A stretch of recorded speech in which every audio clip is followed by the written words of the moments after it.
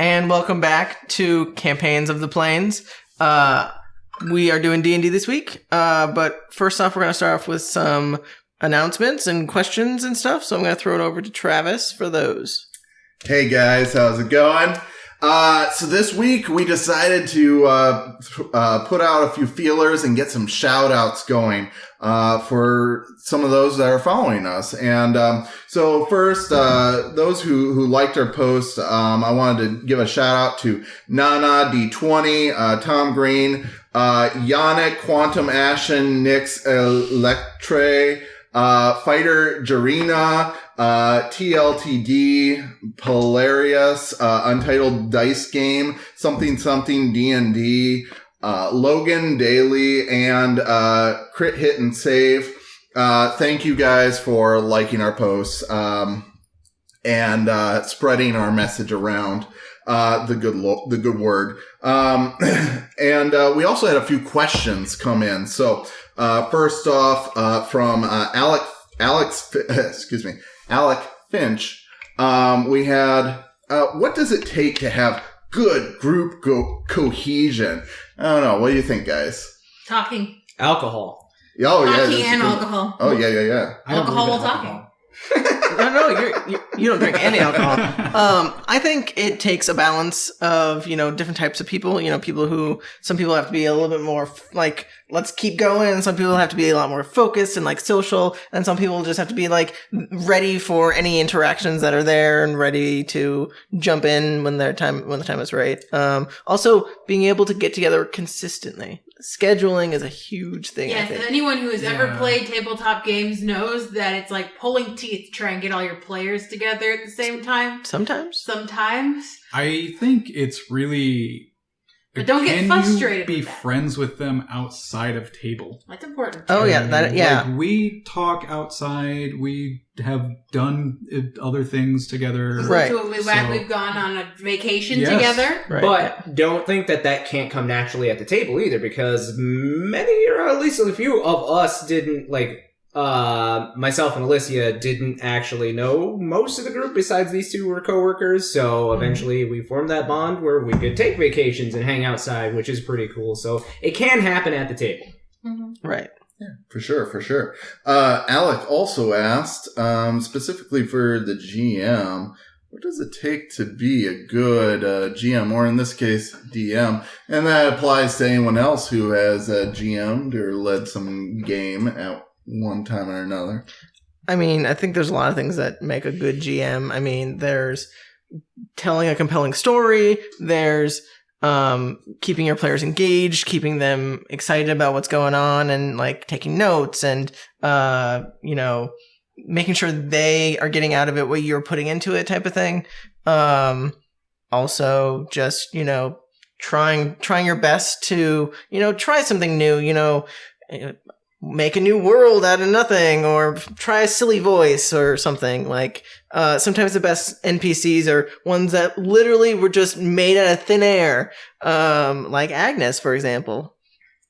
This is literally the first... meticulously? No, you just I want to talk to some random old woman. I'm like, okay, cool. Agnes is definitely in my top 10 favorite NPCs. Oh, yes, for sure. This has literally been the first game in maybe 8 years that I've actually been the player for, so I have been the forever DM for quite a while, and I would say one of the most important things is communication, making sure that your players feel like they can talk to you, or at least through someone else in the group, to voice concerns, voice things that you like. Just having open communication is pretty awesome. If a player wants to see something happen, help them make it happen, because there's no greater agency than making a player feel cool. I mean... Yeah, the rule of cool. And feel connected to the characters, too. Mm-hmm. Right. Yeah, I'd like to hop on to that and say, player agency is really important. And because, it's great when a DM, a GM, a keeper has this wonderful story planned out, but these players... they're supposed to be part of the world, and so you want them to interact and to give their own flavor to that world that you as a GM has created. And so leaving enough room for the players is really important, I think. of course, there's a certain amount of control that the GM has, and it's okay to flex that if it's important to the story, so that they don't kill a bunch of NPCs like they did on Halloween. But we don't talk about that anymore. That's Halloween. Halloween? Yeah. We don't talk about that. I don't remember a lot, but I remember that. The Halloween episode that no one will ever see. No, it wasn't recorded. I've already said too much. Yeah. Pre-recording, it will never be a special. We will never recreate that. No, I realized I was a good person and you guys are bad. Good. No, I wasn't. No.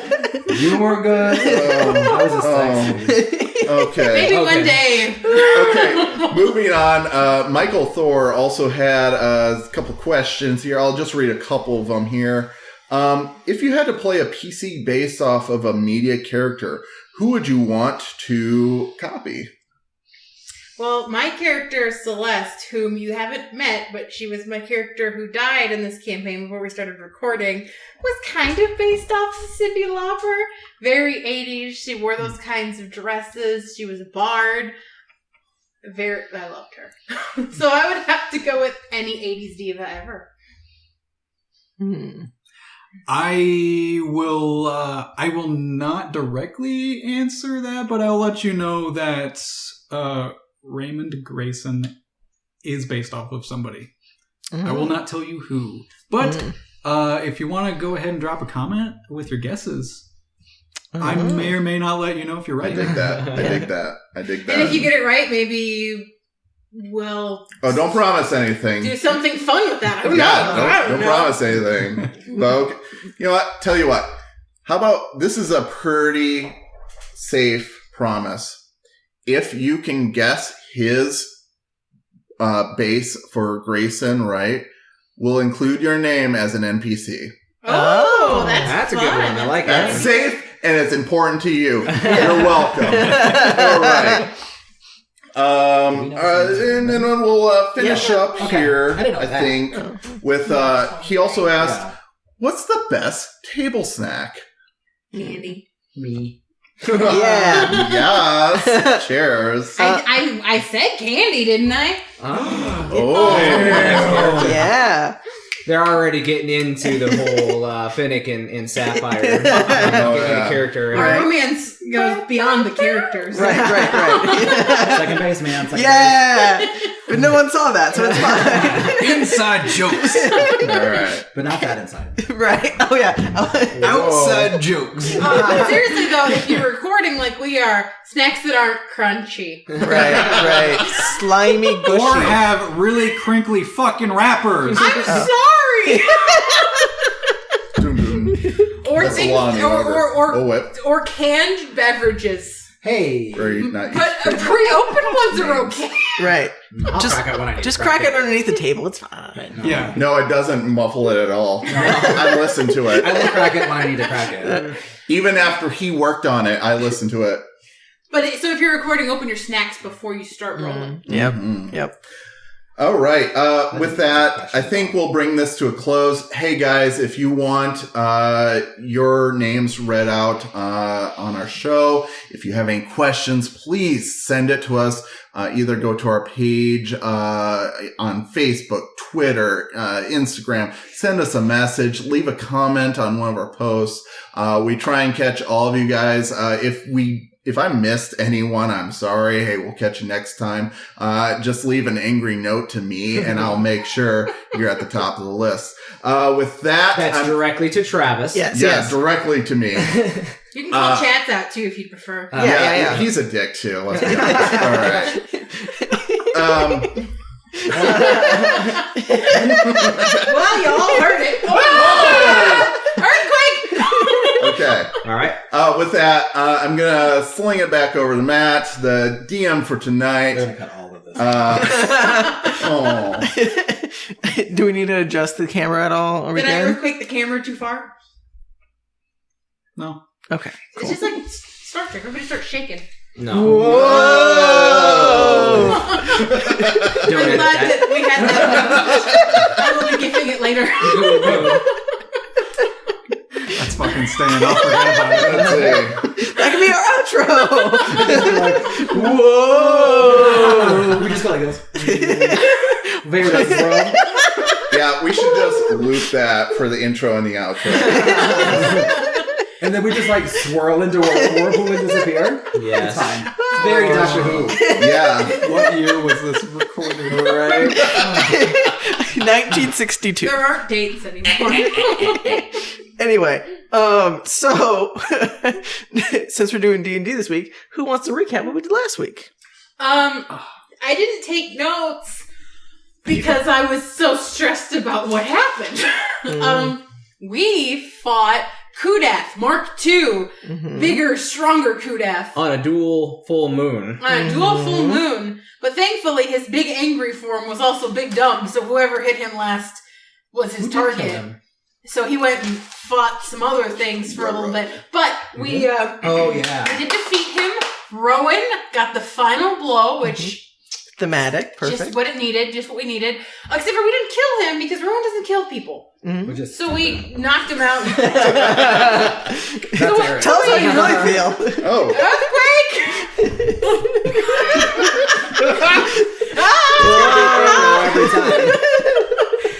Yes, we're developing group groups. So we knocked Kudath unconscious because we're the good guys. I don't know how we're supposed to. And then we hog-tied him in the middle of a zombie invasion, and we're trying to not die. And there's a succubus floating in Ethereal plane that really frustrates me. That's true. That also happened. But also you can't awesome loot on, her body. I know, I like to loot things. I can go back and loot her body in a day I'll just loot after a short Chatz's rest. bag. And she's floated to some other part of the... No, she ethereal stays. She is anchored, and she is staying there. Sure. There is no... Unless something comes and push her, What like are you fucking talking about? There's Sanabolic and gravity. It's like astral wind. Don't give him ideas! I knew that was a thing. I'll pour this beer on your computer. This is Trax's computer. Let's just... No, hers. Yeah, hers. Oh. No, that's... I will. Don't harm my computer. I did that very special. I was going to harm hers. Yeah, not Okay. mine. Well, I like it. You're my But it's in the Harm splash is- zone. Yeah, it's close. But yeah, we succeeded in rendering Kudath. Disabling Kudath. Yep. Murdering his succubus friend. Yes. Yep. And we took down the archway above the gate to try to buy us some time. And then we got a hold of the Tabaxi woman from the Chained Uprising, and one of you finally got to talk to her. I think it was you, Chatz? No. No, we called her Rosemary sent her a message and she said that she has an idea. I forgot about Rosemary every week. I always forgot about Rosemary. Every time. Oh, we also have a magic talking stone, but I think it's broken because I don't know how to use it. Oh, the ones from Kudath's forces? Yeah. Where I guess. everyone's dead and no one's responding. Yeah. Oh, and Duke is dragging Kudath. Yeah. Yeah. We're all leaving because there's a zombie horde. Wait, we have two of I'm them not. now, though, You right? do have two of them, So correct? now we have at least a set of walkie-talkies. That's true. We do have a set of walkie. Oh, I don't know if our walkie-talkies are on a closed channel though, so we should probably try to code. I'm just saying, like, at the end of all of this, like, hey, we have some parting gifts. Yes, that's true. It's true. We also have Kudath. True. Oh, that too. It's true. So yes. Did you have anything to add? I was just going to say I am not moving from the gate, by the way. What are you gonna do? That's in game. That's in game yelling. Yeah. So yes, you guys, we had a very long combat with Kudath. It was two-parter. You guys did kill his girlfriend, Yuzi, and you hogtied Kudath. There's also a silvered knuckle in his mouth. Yes, Yep. there is. Yep. Finnick enjoys that. Of course. You guys did manage to collapse the western entrance, which was currently being onslaughted by undead. And a bunch of us got bit. A bunch of you did get bit. Duke and Rowan. No, you can't. Everybody Chatz. but Chatz. And Rosemary. No, I can be bitten, but I made didn't my get bitten save. either. I think Rosemary got bit. Yeah. But I didn't get bit, and Rowan didn't get bit. Duke me. He's out. Yeah, you're already in it. You already have lycanthropy. You both have lycanthropy now. So does Rosemary. Teenage Mutant Ninja Werewolf team. Right. I feel like I want to be. And wear a suit. too. That's fine. Yeah. So Bang, bang. So, wolf shell. so we will pick up with There was the a wolf Wolf pelt. cake? Wolf pelt. we will pick up with the response from Silas' message that you guys sent via Rosemary. You guys had just finished knocking out Kudath, and you guys barricaded that the western entrance to prevent any more zombies from coming in.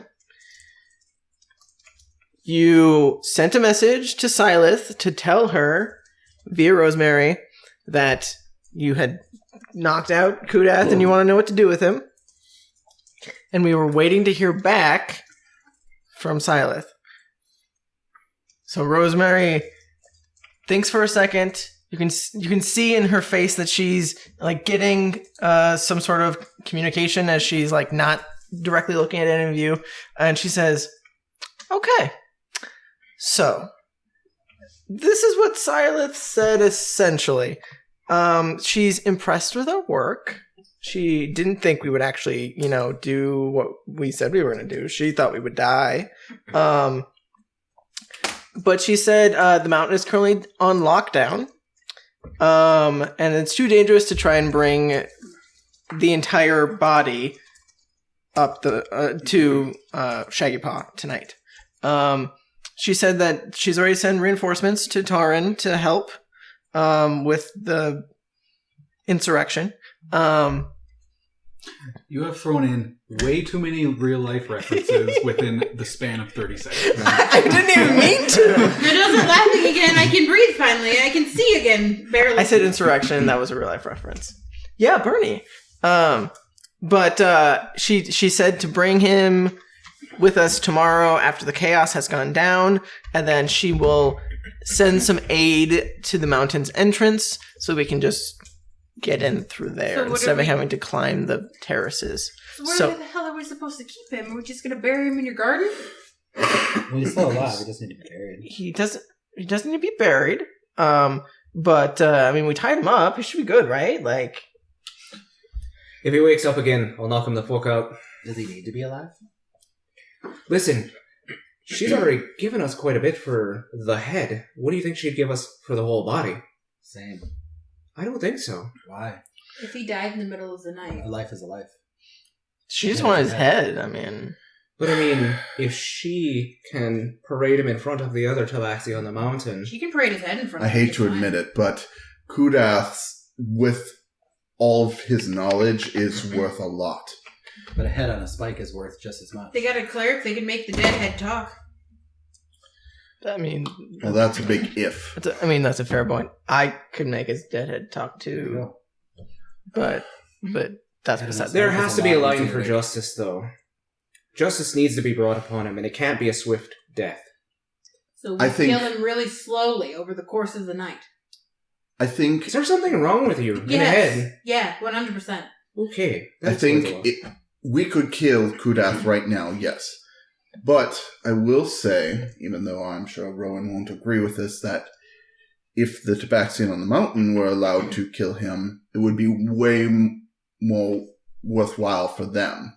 I completely agree. I think justice, not only for my town, but the people on the mountain, the Tabaxi, who've been under their thumb for the longest time,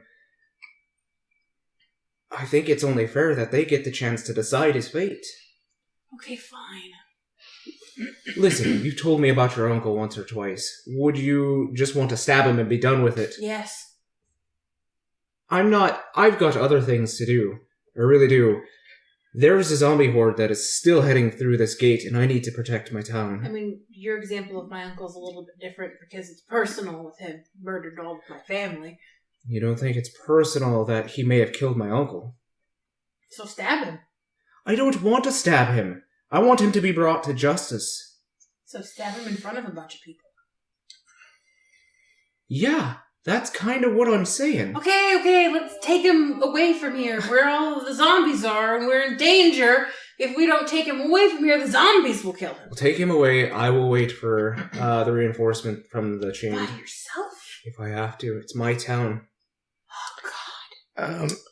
Chatz and Rowan, you both hear, like, since you guys are in the alleyway nearby the entrance, you guys would both hear on the rooftop of the building you're nearby, like a low growl. Like,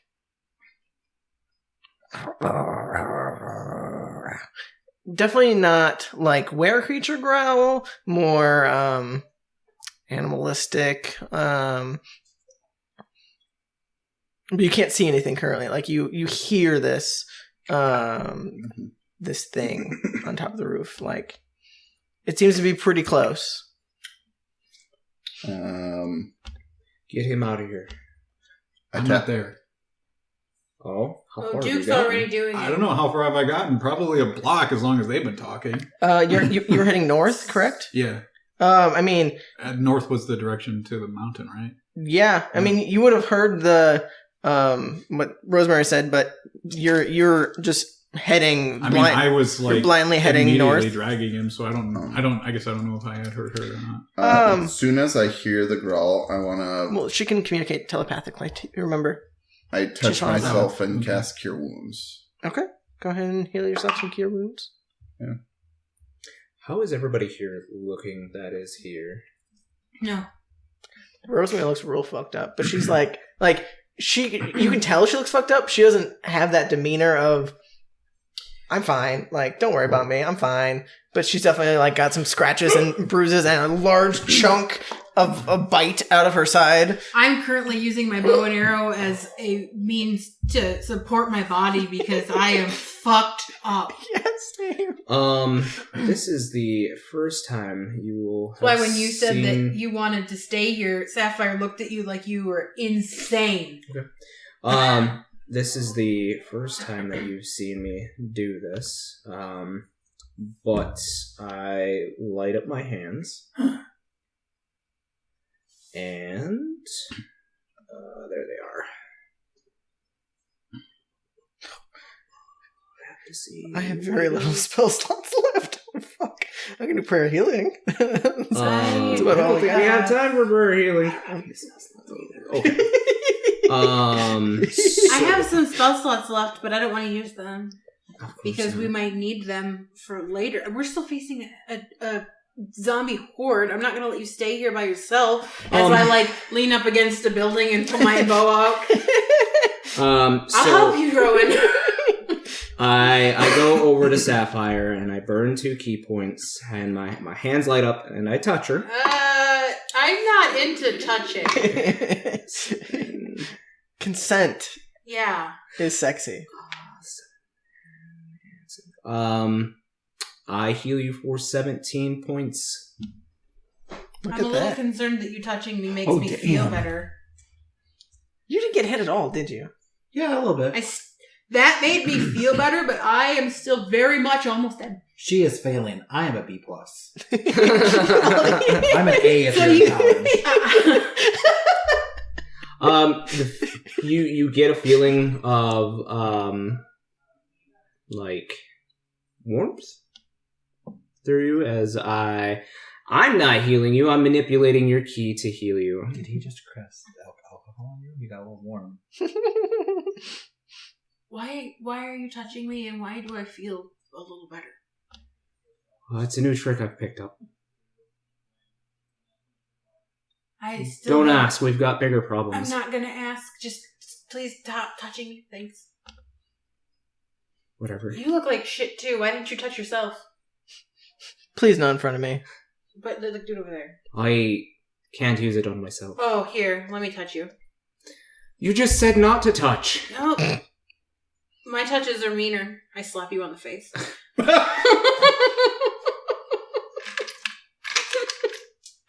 Oh, sorry. 9, 11, 15. No, 14, 13. 13 touches. Maths for you Quick European maths. folk who are watching, hopefully. European? I'm an English major, and they didn't teach me how math works. Quick maths. You said quick, not accurate. Right, exactly. I learned my healing techniques from my mother. That's how she healed people. That's great. I'm still like out of the corner of my eye, keeping an eye on this rooftop for whatever this is to drop down. So as she's healing you, you hear a loud like screech. As you see, a couple guards that have been fighting incessantly. One looks up at the rooftop as you see a humanoid, like medium-sized creature, in like dark clothes, like just pounce off of the top of the the top of the roof and like arc directly on top of this guard and just start like ripping it to shreds. And as it's leaping, it lets out a loud like yelp sound at this thing. Can we go now, please? What is this? You recognize it? Hell if I know. It's definitely like... It's definitely like... feline or... No, it is not feline. It's humanoid. It looks like some sort of undead, potentially. Okay. Similar in the same vein of the thing that was using its intestines previously, or the thing that was like dripping intestinal fluid at things. In that same vein of undead. But you didn't get a good look at it since it jumped kind of away from you, and it's still like ripping this werewolf to shreds. And the werewolf that he was fighting is trying to attack it as well, as they're just attacking anything that's nearby at this point. But you get a good, if you're standing there and watching, you get a good glimpse of this thing has like razor sharp talons basically, but they're hands. Like they look like hands, but they're like to a point. Where they're able to just like eviscerate anything they jump on top of, essentially, and maul them. How far away is it? Probably a good like 30, 40 feet. Like it's not too far away from you guys, but it's far enough away that you guys can watch from a distance and kind of like hang out. Do Chatz and I give each other a meaningful glimpse? Like we should take this down. I raise my hand and cast Sacred Flame on it. Okay. As he starts incanting, I take off Wait. at breakneck speed.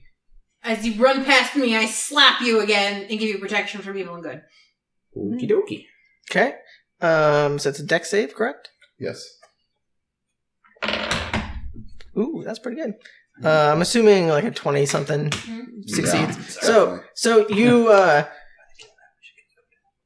are ripping. You see this thing is. You see this thing is ripping this werewolf to shreds, and you cast a Sacred Flame right on it, and it almost instinctively like looks in your direction and manages to like dodge out of the way somehow, as you missed, unfortunately. But it's definitely like taking notice of you as you're starting to run at it. Oh, I'm already at it. Yep. 50 feet of movement. Yeah, you're totally on it. Go ahead and make a couple attacks on it. You, on the other hand, are just booking it, right? Well, I guess I don't know how heavy he is. It would take him, yeah. But like, You're I strong. guess if she was like, "Oh, don't leave," then I would have been like, and Are you gonna turned start? around. Okay. I think that we should get Kudath out of here, though. Are you gonna start making your way back to the group then? Yeah, I mean, Okay. Yeah, it'll take you a while. Like, Yeah. especially, well, you can communicate with them, so feel free to like tell them like I'm on my way Okay. back. okay. Here's How far away am I?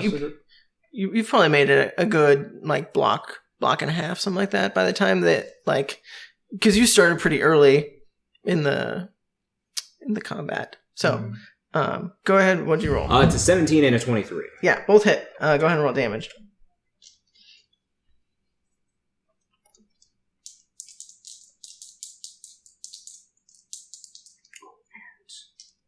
It's probably not going to do anything, but I am doing my attacks with the staff to add a little more. Okay.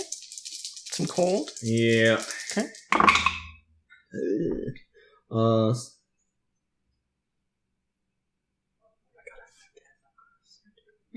So it's 19 bludgeoning damage, and then it is only 4 cold damage.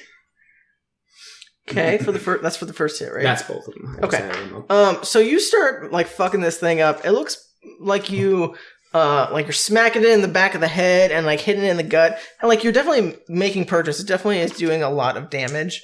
It definitely looks hurt, like pretty bloodied from that smack around. It definitely looks pissed at you specifically, and you can see now like its skin is a gray, like a dark gray, and its mouth is just lined with rows of teeth. Like you can definitely tell this was human at some point, but it's been mutated in some fashion. I'm gonna hurt it some more with spending a key point here to do some flurries. Yeah, go right ahead. 11's probably not gonna hit, but 27 probably. 27 does. 24, sorry. Yeah. Um,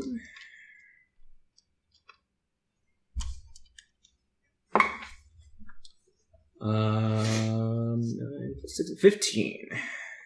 So with that, you smack it again with your fist. This time you put your staff to the side and you kick it and you punch it. The kick goes right over its head, but you manage to punch it right underneath its chin.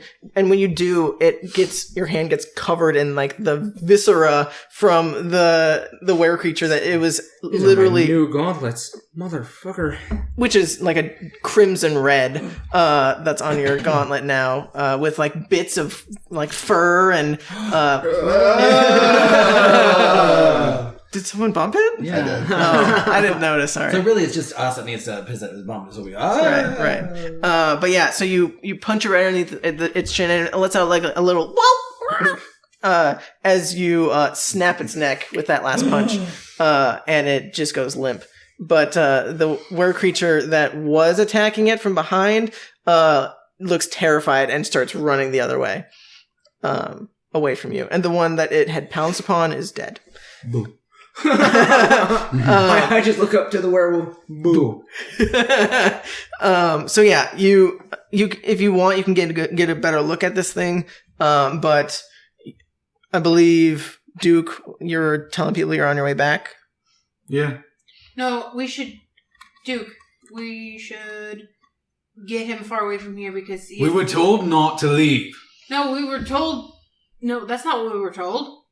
She said don't go there. We were told not to leave the city, this area we should leave because the gate has fallen. Yeah. And where would you like me to go? Because I was going towards the gate. There's several gates. The western gate you guys have collapsed. There's the northern gate, the southern gate, and the eastern gate. Maybe we should go back to Rosemary's house. Do you really think all of us are going to fit, especially with the big boy? Well, I don't care if we all fit inside. We need to get him somewhere inside, because if we leave him out here, he's going to get killed by a zombie. I agree with you. Mentally? What's that? Are we all doing this mentally? Yes. Yep. Oh, okay. It lasts for 12 hours, I He'd believe. probably fit better if he was. What about the his head was fighting on pit? a Spike. Fighting pit's good. Throw him in a cage down there. The fighting pit is a great idea. I think Is he going to fit through the door? we should leave Clifton and Evelyn to themselves I agree. during a double full moon. Yeah, let's go to the fighting and not pit. wake them. Fight pit? Wait, pit. Okay, fight pit it is. We'll have to break an opening. The door's not going to fit this big boy. But he can fit through the door to get into the fighting What about- pit. He gets into What the about fighting in pit the all lobby, the time. trap door? He's grown since then, if you remember correctly. Right. He hulked out from the last combat, and he's still currently hulked out. If we can squeeze him through the lobby into the main ballroom and down into, we can break the door. the trap- How about this? The How trap door about was instead pretty of going small, too. into the fighting pit, we just go into the inn on the other side because it has double doors, It does. and we can just throw them in there. Yeah, that's fine We by can all me. just camp out in there. Then at least we have walls. Yeah, I think that sounds like a better idea. So we're gonna hang out in the tavern. Is that the idea? That's the idea. What about the town? I mean, we can take a short rest or something Well, and see if. What's they're sending reinforcements to help? I mean, she said that she's sending some help. She didn't say how much. I mean, it could be 2, it could be 100. I don't know. The way that it is right now, we are not holding this gate with just us. We're all very weak right now, so we need to fall back. Right, and I said maybe we should take a short rest and gather our resources and maybe check out some of the other gates and see if there are any places we can help. I mean, and you guys are still, assuming you guys are still staying close to the western gate. It does sound like that horde that was trying to get in seems to be dispersing a little bit. Not super quickly necessarily because they're not fast, but being as they can't get in currently, they seem to be trying to find another. Yes, like you can probably guess that they're like, oh, this isn't an entrance anymore, so I'll go to a different. And like Shyamalan aliens, we can't open the door handles, so we move to somewhere else. Okay, so Sure, here's sure, what sure. I Like a think. chimney. Sure. Then if they might get into other gates, the other gates are guarded. Yes. So maybe we take our fastest runners, that would be Chatz and Rowan and maybe Finnick, to run to the other gates to warn them that this gate's fallen, that the zombies are looking for another way in, while we get Kudath somewhere safe. That's definitely an idea. I mean, Just so that they know to be on guard and they're not blindsided by a bunch of zombies. you would hear, fighting still happening across the entire city. So you don't, There's a full moon still. yeah, there's still plenty of stuff going on in the city. So there might already be zombies at said gates. Mhm. But we'll find out. think We'll find out when we get there, guys. It's okay. I mean, it's perhaps I'm biased, but I don't think I can take on a full fight the way I am. I need 100%. I'm not going to be able to be I'm not going to be very helpful in another fight right now. I used up my spells. I can cast cantrips, but that's about it. I am This is bruised and bloodied. I need to bandage myself up and rest before I can take on another fight. I agree. I understand, Kitty. Don't call me Kitty. Mr. Catsmussen, is that better? Better. I think it's Sir, because he's a duke Lord, or a isn't lord it? or something. Oh, Lord. How are you feeling? I'm feeling about a quarter of my best. I'm feeling like I don't even know if I can walk. Toss in my healing potion. I already have a healing potion. That's not going to do a lot. Might do something. How about we walk and talk? We know what our plan A is. Let's get there first. So I actually Fine. stop for a moment here. Okay. On my way back. Rosemary, the church, is it consecrated here? I mean, I'm not super familiar with this church. I'm not of that religion, if that makes sense. I mean, I know of them. I know of Agnes, of course, but it might be consecrated. I don't know. It's on the southeast part of town. We could go check. And that would be the best. What did you have in mind? Do you think it would protect us from the undead? It might protect us from what's going on out here more than a fighting pit might. Also, I seem to remember it being a well-built structure, so it's got solid doors.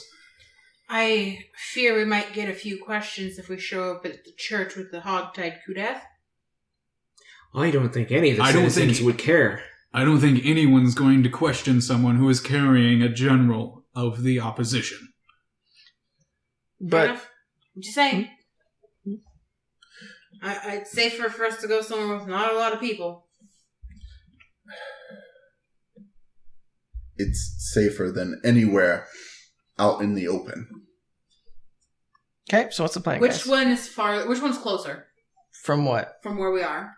What or what? Which location is? The tavern or the church? Tavern's much closer. Tavern is like just down the road, like down the thoroughfare. I think we should go to the tavern because it's closer. Thoughts? I Do need you to think check. we're going to see any of him around? I point down to the reason Ravager it's like my zombie. reasoning behind going somewhere closer is that it is double full moon and there are weird creatures out that are aggressive if they see us. They are just as much of a danger to us right now as the zombies are. You speak truth. All I know is I need to get to the other gates and check them to make sure they're alright. Follow us to the tavern so that we can at least get our quarry secure. And then you can run and check on the gates. I'll give you some magical protection so that you don't get an STD while you're running around. Anyway, let's go. We're wasting time. Okay, so, you haven't made it. You stopped, right? You haven't made it. Well, I stopped for a moment to ask because I was thinking, well, maybe I should go a different direction here, but... Okay, so you're starting to make your way back. Mm-hmm. So you guys will have to wait for Duke unless someone wants to go help him. I'm not very strong, but I can try to help you. I mean, I don't know. It's if you want to jump in. This is I'm not. You're currently going at I want to say a quarter speed because this thing is large and you are strong, but you can normally if you're dragging a person it's half speed, but because it's a larger creature, I'm making it a little harder. Is there a cart around here somewhere? We're in a town. Maybe somebody's got a manure cart around. Not in the immediate vicinity. You would know that there are carts in the town square that were being used for selling such items potentially. That's not near here. Yeah, it's quite a bit from here. If we I ran hand you across the potion back. I say, these are for emergencies. Treat them as such. Fair enough. I'll look at Rosemary and say, do you have anything left in you that you might be able to bestow to me for health? If we can get to the bar, maybe we can take a breather. Yeah, let's get to the bar. Okay. I will go up to Duke and help him drag Kudath. Okay, sounds good. It'd be lighter if you just had his head. So you're very strong. So I'm not going to make you roll, but go ahead and roll me a strength check just to see how well. Yeah, I rolled +2. That's pretty good. I'm gonna burn my last 2 key points to 17. Heal up Chatz a bit. Okay, sounds good. Was that an athletics check or just strength? Just okay. strength. Ooh, that's a good roll. Did you guys just get fucked in the last battle? You were hanging out in the back. I was this unconscious. Chick came up and fucked me up. Yeah, I dropped for a second there too. Yeah, because you went on the other side of Kudath. Mr. Range. Yeah, hey, build your character. It's not my fault. You were like, I'm gonna be a cat. Get some new things. 13. We regain. I'll take it. I do 7 damage. I'm fine. Right. Rosemary would have been like, yeah, I mean, if we take, 10 minutes, I can do a prayer to help heal everyone. Or we can just, take a short rest and see what happens. Yeah, let's just get to a secure spot. I agree. Yep. So, you rolled 17. So yeah, you managed to pick up both of Kudath's feet, which are large, claws, claw paws, and claw paws. yeah, claw paws. Claw paws. They look like Rule drawer. Thank you, rule drawer. Rule drawer. They look like they are gnarled and nasty and have not been clipped in forever. He's not. Why do I get the feet? You're the one who came up here and started picking up his feet. His girlfriend did not care for him if she's not taking care of his claw paws. That's accurate. She did not. So you guys start I making. think that she probably took care of other things. Oh, Probably. Like his finances? Yeah. Mhm. Which is why he doesn't have any money. Is her name Karen from finance? No. But so you guys start making your way east along the main thoroughfare. As you guys are walking, are you guys trying to be sneaky, stealthy at all? Or you're just kind of walking in the middle of the street? I'm not going to be stealthy holding this giant motherfucker. That's accurate. We're not going to be making much noise as slow as we're moving either. Right. We'll just come up behind If them. we want to be and stealthy, kinda- I can pass without a trace us, but I don't think, and you look at Rosemary in her big armor set, I don't think that's really going to help that much, being as I clank a lot. I mean, but- it'll help more than you just walking around. I mean, That's fine. Let's go. There's chaos going everywhere. I don't Right. think anyone's going to notice us. So as you guys are slowly making your way to where you guys know the double doors on the front of... Oh, boo, boo, boo. I have to find the Aurora Ale House. Is that right? Yeah. Yes. Yeah. Yep. It's been a while since we've been there. Yes, you guys. So you would know the way, obviously. So along the way, you guys would notice again some of the humanoid-looking things that have the intestines sticking out of their mouths. They seem to be on rooftops now, alongside the low, growly, mauling type undead. They seem to be like working in pairs. So like you'll see one of the creatures with the long like intestines sticking out will like grab like wrap around its intestines around a were creature and like pull it closer to the mauling one.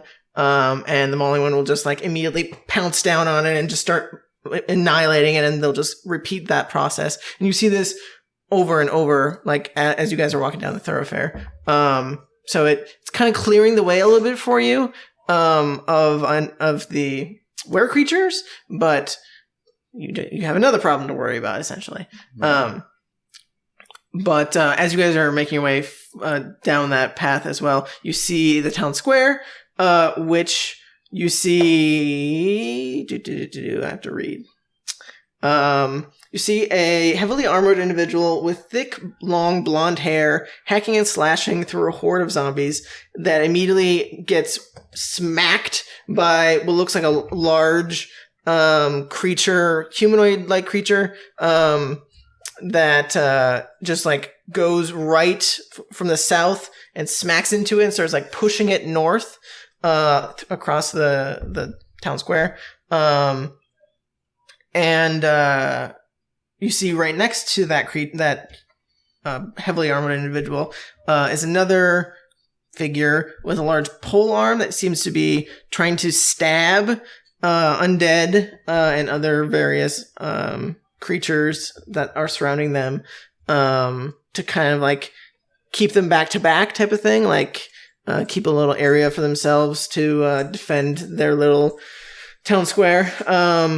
And you two would probably see in the distance on the top of the Slayer's Provisions, which is on the northeast portion of the town square. There seems to be a green, fully like humanoid green individual, like wearing green clothes and whatnot. That seems to be sniping with a longbow at several of the undead. Those look like allies. Should we help them? You're busy.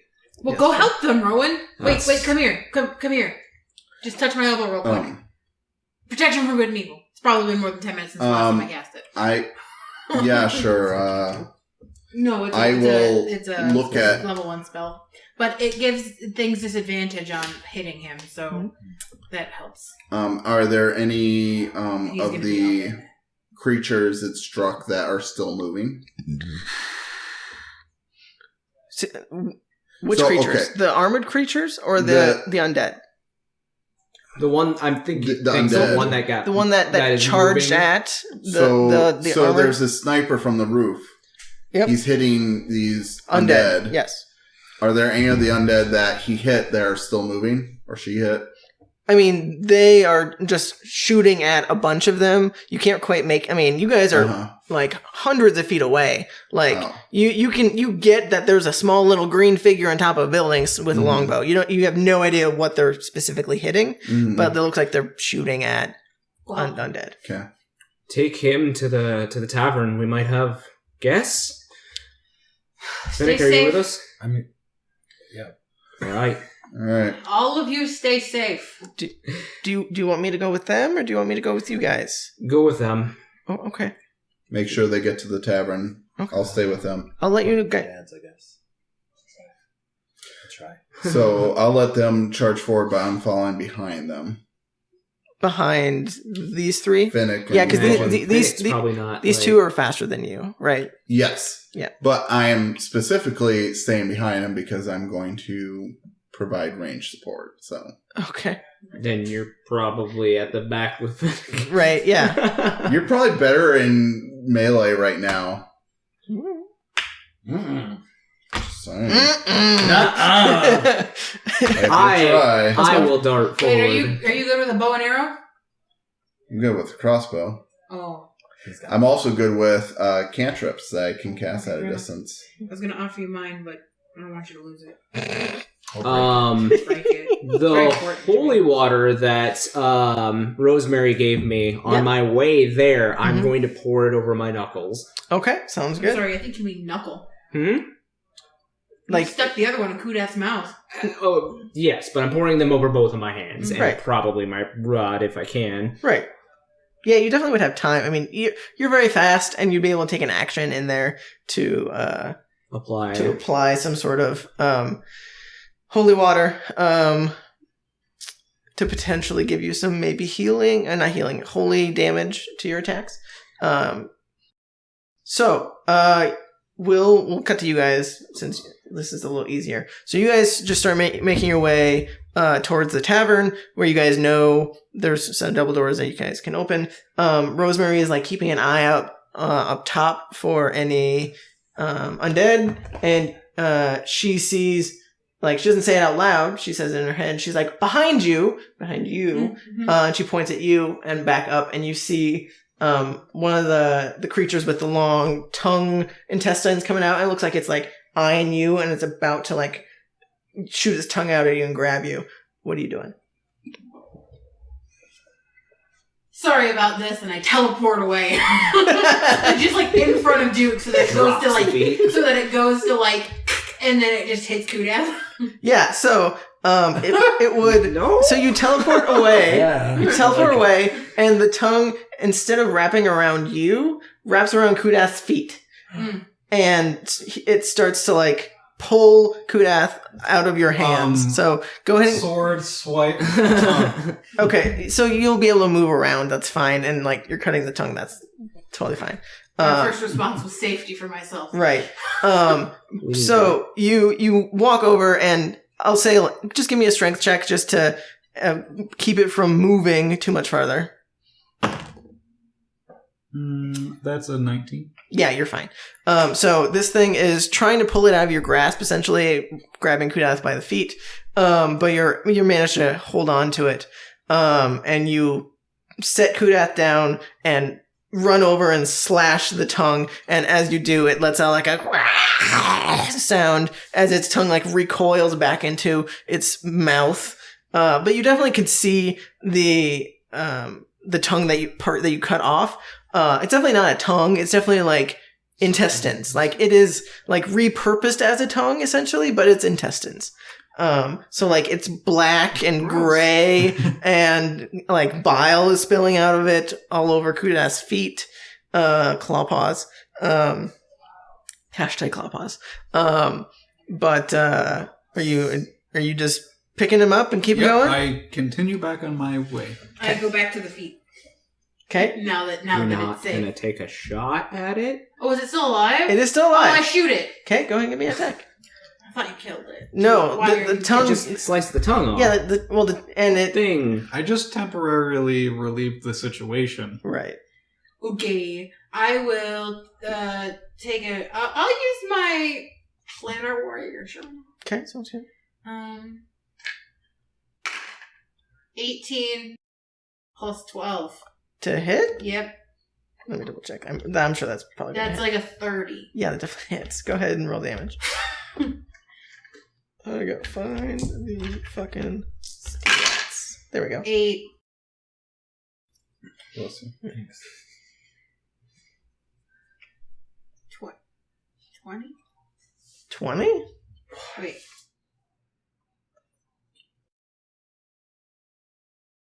Doing 5 damage. Yeah. So after your slicing of its tongue and you shooting it directly in its chest, you impale it with your arrow, and it just like lets out like a puff of smoke out of its chest, and it just like starts regurgitating smoke out of its chest, and it keels over and dies and rolls off the roof. But like in the area where it died and just started like coughing up its lungs, there's like a small little smoke cloud up there. I say in my head, the intestine like tongue things, I would advise not being next to them when they die. By the way, this is Sapphire. I don't know if you can hear me from this distance, but They definitely can. Yes. It depends who you're... I believe... I'm broadcasting to everyone because I haven't figured out how to single broadcast yet. Yeah, that's right. That's accurate. So just be wary of that if you can hear me. If you can't hear me, well, Duke, be wary of that. I pick up the feet. Keep going. Okay, sounds good. So I'll say you guys start making your way closer to the tavern. You're like having to bob and weave between, just generic undead, Mm-hmm. some of these special undead that are mauling the werewolves, and some of the werewolves are like running up to you, but Rosemary's able to like smack them away and like keep them busy for a couple of seconds as she kind of gives you guys a path to make your way through. You guys are at the double doors of the tavern. You can see farther down the road where the town square is, where these three are heading. Mm-hmm. What are you guys doing at the double doors? Open them. I'll put his feet down and I'll go to open them. You can drag them in. They're locked. Right. I've been inside, so I'm just going to Misty step up to the other side of the door. Okay, sounds good. And then turn around and let me take this off my spells. Remember when she said she only had a few spell slots? Right, yeah. Well, I know I have plenty of spell slots. I just don't want to use them on healing you guys. Oh, I know how that feels. Okay, Jester. I'm not a healer. Ember okay? does it all the time. He's like, I'm out of spells. And then I go. Yeah. I look around Tons of spells. inside, and is there anybody in here? No, this place is Okay, currently I turn around deserted. and I unlock the door Okay, sounds good. and open it up. So you... Oh, hi! A gentleman caller this late at night? Naughty. I'm making a joke, dude. You're supposed to laugh. Rosemary's like chuckling underneath her breath. Like she's trying to keep composure as she's attacking a were creature, but she's like giggling like... I move aside so that you can drag Kudath in here. And as you like move to drag Kudath's body in, Rosemary like gives one last final swipe to this were creature that was trying to maul her, and it just slumps to the ground. And she looks at you guys and is like, Yeah, everybody get in here. "Should we?" So she picks up the other end of Kudath and starts bringing him in. Are we just gonna set him on a table, or what do we? I just roll him over in the corner. I shut the door and lock it again. Okay, so you guys currently can see now, like there's glass windows that show out, so you can see the carnage outside. But you guys are currently safe for the time being. Barricade the door. Hope we I find some pull furniture. the bar down on the door to lock it. It's locked. There's other tables here. There are a bunch of tables. Yes.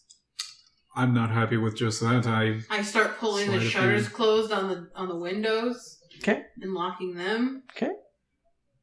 Rowan is coming, and Chatz and Finnick. Rosemary is gonna go grab a table and start to try and like put it underneath Roll the it doors. up, roll it up like on its side, and then put the chairs underneath it. We'll barricade one there, and actually put some things in front of the windows too. Even though I should pull the shutters closed.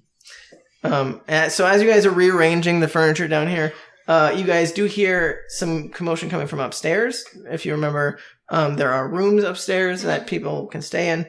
And so you hear commotion coming from upstairs. But we will jump back to you guys and we'll come back to that. Question. What's up? If I were to apply holy water to crossbow bolts, how many crossbow bolts can I apply holy water to with one vial? I will say 10. 10? Okay. I will then pull out a vial and bless 10 bolts. Okay, they'll use the whole bottle. Right. Got it. So you grab a handful of bolts that you stick in your hand and you just like dunk it in and it just covers the... I can make as many of these as I want, so I I know. don't care. I know, that's fine. Okay. Yeah. Did you want some? You have holy water too. Yeah, I gave you a vial. I gave everyone a vial. Yeah. Did you want to dip some arrows in it? I'll do if I have some. Yeah, I'll do that. Yeah. So I'll say you can, however much you can fit in your hands. So I'll say 10 arrows as well, just to be safe. And so, just to be clear, that is applying holy damage. It's not extra damage. It's just your attacks will have holy instead of like piercing or whatever. Okay. So, you don't know if it's going to do anything, but it's definitely something you can try. Yeah. Okay. So you guys are running towards the main thoroughfare, and you're hanging back, correct? Yes. So you guys are sprinting forward. You guys are like having to dodge and weave between people either being mauled by creatures or just were creatures that are mauling each other. Go ahead and everyone give me perception checks quick as you guys are running.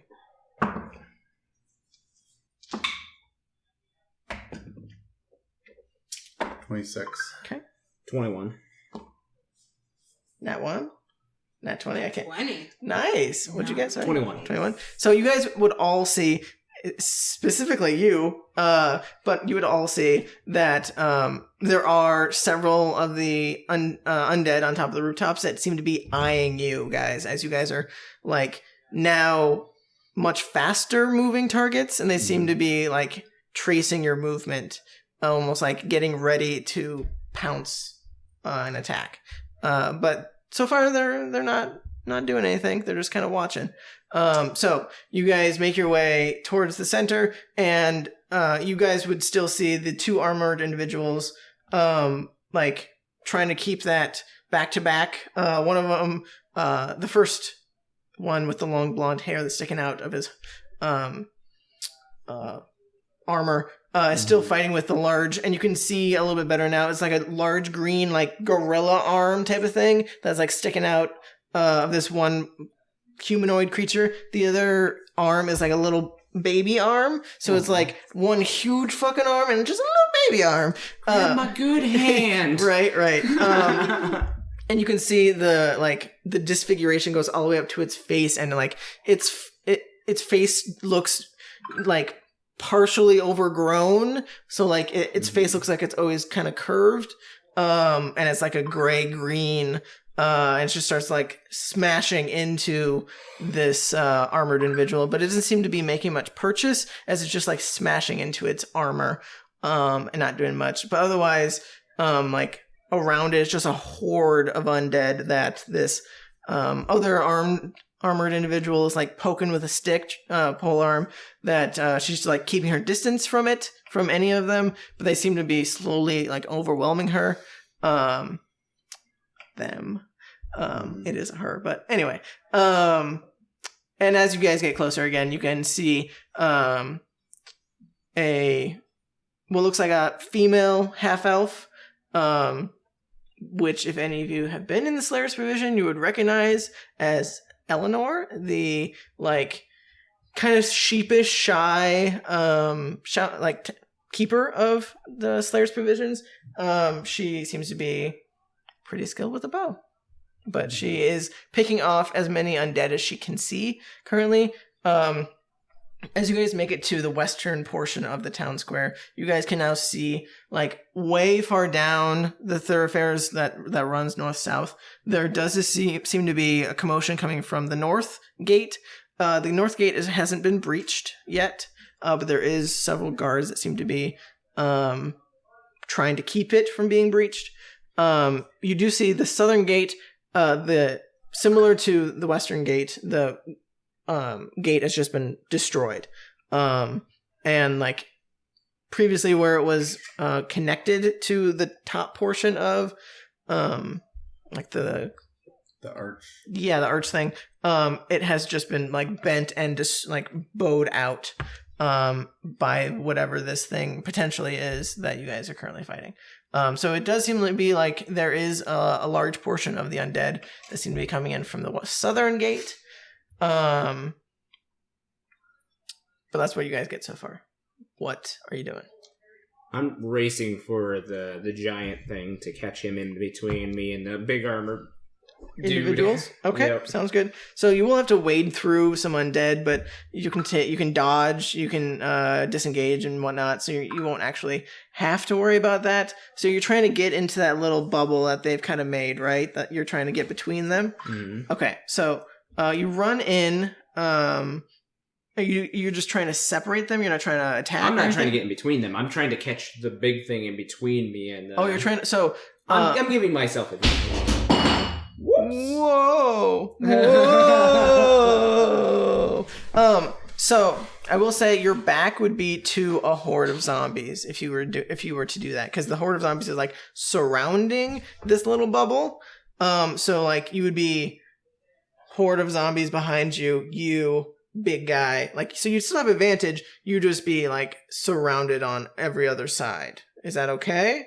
Or what is the situation on he looks fine, right? Like he's holding his ground against this giant thing? He definitely looks like, I mean, you can't tell because he's fully armored, so you can't, like, he doesn't look bloodied or anything. But I mean, he's going toe to toe with this thing. And... Yeah, he looks like he is holding his own. Do we want to try and do a mat? Instead of doing Theater of the Mind, we can totally try that. It's going to be a lot of minis is the only problem. Because the horde is going to be, like, surrounding you. So this is not a lot of space to do that in. Right. What do you guys think? I'm okay with theater. You okay? Yeah. Okay. You okay with theater? I mean, it's going to be just like pool of zombies and then a little in between, like a little bubble of like 10 feet. So there's not a lot we can really make with that on the mat. So the one with the pole arm is are they like is the horde like backing them up on, like you said, they're trying to keep them at bay, but... Right, like it seems like whenever they are stabbing one side, the other side is like slowly starting to make their way in, and so she has to like switch targets constantly to try and keep their little bubble. Mm-hmm. But she's definitely slowly starting to lose that war, essentially. But I'll probably assist her then. Okay, are you gonna try and get like close to her, like in that little bubble, to try and keep that bubble, make it a little bigger? Or are you gonna try and do it from the other side to try and get advantage? Because then I'd still have, if I did advantage, I'd still have them at my back. Right. I'm gonna go like to the side of her to try to maybe shore up a line. Make the bubble a little bigger. Okay, yeah. Sounds good. So go ahead and make a couple attacks against the horde. What are you doing? I think I see he's kind of going in for this little Walden group. Mm-hmm. I'm going to aim for the creatures closest to the defending group to try and get like sneak attack, because I don't think they are expecting something coming from behind. I am going to be shooting these holy crossbow bolts at them. To the horde, right? Yeah, to the horde surrounding this group. Okay, sounds good. Go ahead and just give me. So you're kind of just hanging back, sniping away, right? In the middle of the road, right? Right. Okay, sounds good. Go ahead and give me some attacks. What you got? 14 and a 17. Yeah, those both hit. These are not very. I mean, they're zombies. They don't have a lot of armor. So go ahead and roll damage, and we'll see how many you kill. What do you want to do, Finnick? He would probably just be staying back and sniping off anything that Rowan's attacking. Okay, so you're trying to like double team on any of them. I will say, since we're just kind of ad-libbing it, he's probably going to be killing, just straight up murdering things that he is attacking. Like if he attacks one, he's probably going to kill it in his. They're pretty weak. Okay. So he would probably just be shooting around, like as like a backup, like as the things are like. I assume it's a swarm coming at him. Mm-hmm. He'd probably, whatever he's attacking, he's like Rowan's attacking, he's probably attacking the one right behind, like trying to slow down that like surge. Sure. Yeah. I like Everything has advantage against you too, so you're even safer. Disadvantage, you mean? That's what I said, disadvantage. Okay. I'll probably yell out to Finnick. Might be best to get up on the roof with whoever that is. 2 archers would probably be a good idea if you can. That climb well. Yeah. Well, fair enough. It would be on the other side of the or maybe get in this circle and shoot out of it.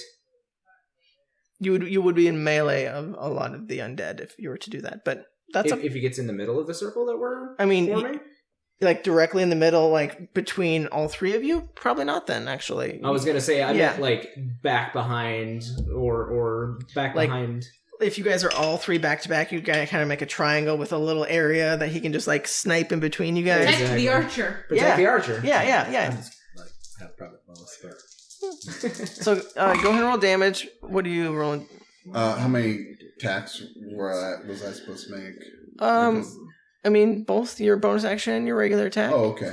So then my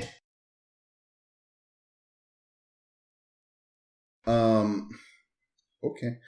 My initial attack is 26 to hit, and my secondary attack is 19 to hit. They both hit. Did you roll damage? Not yet. Okay. What did you roll for damage? Josh. 30. Yeah, so you just eviscerate one of them, like you just pummel the first one, and it just falls, and you move over to the second one, and you definitely damage the second one, but it doesn't quite kill it. And we'll say you go ahead and roll. There's no way you're gonna miss, but go ahead and roll. 25. Yeah. So you go ahead and roll damage, and you'll pick off the second one that Rowan. And you've got a second attack, don't you? I do. Not Eric. No. Bedtime. 26.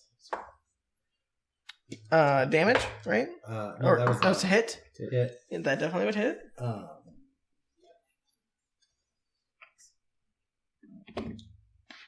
10 for the first one, Okay. and then 8 for the second. Yeah. So you actually kill the second one that Rowan was attacking, and you make another attack against one that's a little bit farther away from Rowan that looks about like he's about to make a swipe at Rowan to try and weaken that one.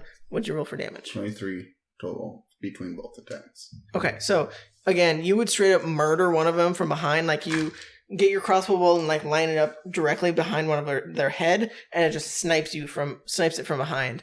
And it actually like ricochets off of another one's head, and like definitely makes like a chunk missing from its head, but it's still kicking. You hear from behind you though, what sounds like a and a as several of these things on the rooftops seem to be taking advantage of the fact that you are alone now. So you potentially are going to get grabbed. Let's see what happens.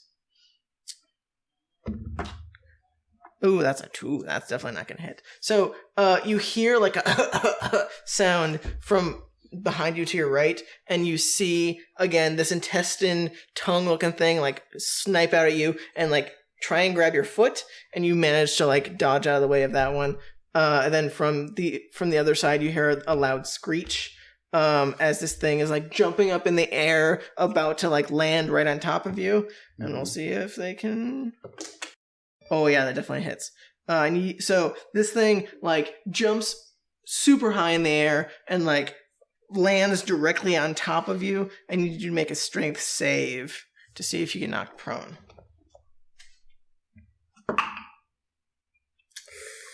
10. So yeah, it lands. So you dodged directly out of the way of the tongue that was coming at you, but you managed to land directly where this thing thought you were gonna be, and so it lands directly on top of you, and it pins you down and starts just ripping you to shreds. So you take 16 bludgeoning damage from that. Okay. I would like to use my uncanny dodge if I could. Sure. Okay. 8 damage. But you're currently considered incapacitated, which Incapacitated? to give you so it's basically preventing you from taking actions or reactions. So it's just like So wait, does that apply upon impact? Because then I can't take uncanny dodge. until the end of their next turn. We'll say as part of the grappling and whatnot, knocking you prone, you're able to like it goes in for one swipe on your leg, and you manage to uncanny dodge that. So I can't take actions or reactions Until the end of its turn, end of its next turn. So your turn is basically like whatever you were about to do next is eaten as he is mauling you. And then literally eaten. Okay. Right. And then at the end of his next turn, then you can try and like break free of the grapple. Okay. So we'll give these two another try. what. So you guys are Eric, did you want to be in the little middle of that? Sure. Okay, so you jump in there and you squeeze. It's definitely going to be like tight, but you can manage to like snipe out from there because you have a longbow, right? Yeah. So it's kind of hard to like aim, but you don't have to aim very hard. They're very close. It's not like you're doing like down the thoroughfare or anything. So you're pretty safe. You're currently not being attacked by anything. You definitely would hear some of the like shouts from the two people you were next to, which I have to find what voice I use for that character. Blah blah blah blah blah. Because Finnick would definitely recognize this blonde hair as Alor, who is the guy in charge of the blacksmith that sold the book to to Sapphire that you hated. And he would be like, "Oh, Bess, make sure to get my back. This thing is pummeling me." And then he sees and feels you guys come close, and he's like, "Oh, well, welcome. Thanks for the help." Like, he doesn't immediately recognize you because he's never seen you, but he's like, "Oh, I hope your friend liked the book. Thanks for coming to our aid. We were definitely having some trouble here." Is this all you've got? Just the three of you? Well, we've kind of been split a little thin here. We have a couple people that are head up to the north to help defend that. And we've had some surprisingly random guards helping. It seems like some of them are a little coherent, some of them aren't. I don't know what's going on tonight, but it must be the full moon or something. The double full moons. Yes, the double full moons. You guys would see there are some guards that seem to be attacking the outsides of the horde, but they're not doing a great job. You would notice specifically, because of your high perception, some of the guards have what looks like daggers on the side of them, which is pretty strange for a guard. Most guards don't carry daggers around. They usually have like a sword and shield or a polearm. But the individuals that have daggers on their side look a little bit more obfuscated, a little bit covered up, like almost like they're trying to hide something potentially. But they seem to be helping thin out the horde a little bit. So take that information with what you will. But Alor will say, "Yeah, Bess, make sure to," and she's like, "I know how to do this. I fought," and you can tell she's a little bit short with him. Like, she is like a gravelly type of voice that I can't do justice. Like, you can definitely tell it's female, but it's definitely tell it's like a tough bitch of a female. Like, she doesn't take no shit. And you, Rowan, you would see, since you're like right next to her, underneath her helm, there is a small tattoo on her neck, that looks like hands bound and a wrist with red cord, which you would immediately recognize as a symbol of Ilmater. But she doesn't have any, like, none of her armor looks holy in any way. She looks like she is, just fighting and stabbing stuff. But you do recognize that tattoo. Are you okay? It's a question for the bird. Mm-hmm. Okay. Mm-hmm. Okay. Well, we're getting close to time. So go ahead and give me another couple attacks. You guys would see and hear the altercation with Chatz. What'd you roll? A 14. That still hits. Are you okay? He's being mauled I currently. can't Like, in the tray. Can I use the... I'll look towards the lady real quick and be like, I need to go help that real quick. And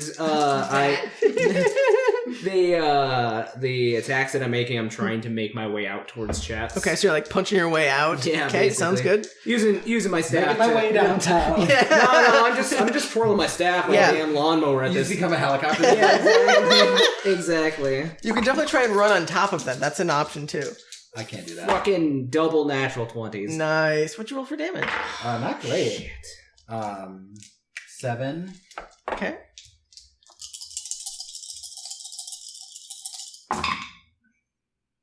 Eight. So was that 15? Yeah. So you would manage to kill the one that Chatz like took a chunk of its head out. You managed to like shoot it a couple times in its chest, and actually help pave the way for Rowan. But as Rowan is paving the way, they start to make their way in a little bit towards you. So you are now a little bit closer to the action, Finnick. I will have to roll for damage on that. You guys haven't gotten attacked yet. You okay? 50 damage. Holy yikes! I feel like that's wasted. No, like you are mowing zombies Like down. I said, I'm just like I'm catching heads at that appropriate like head length. And It's because I protected him with the good Yeah. thing. Yeah. You mow down a good like 4 zombies as you're like running out and like just swinging wildly. Like one of them goes in like to try and scratch at you, and you just like bamf it right back in its face, and it like cracks its face open and just slumps to the ground. And another one tries to bite at you, and you just like dodge out of the way quick. I will say you guys will. I forgot to attack for them, so I'll attack for them a couple times just to see if they hit. They have disadvantage against me. Yes, they did.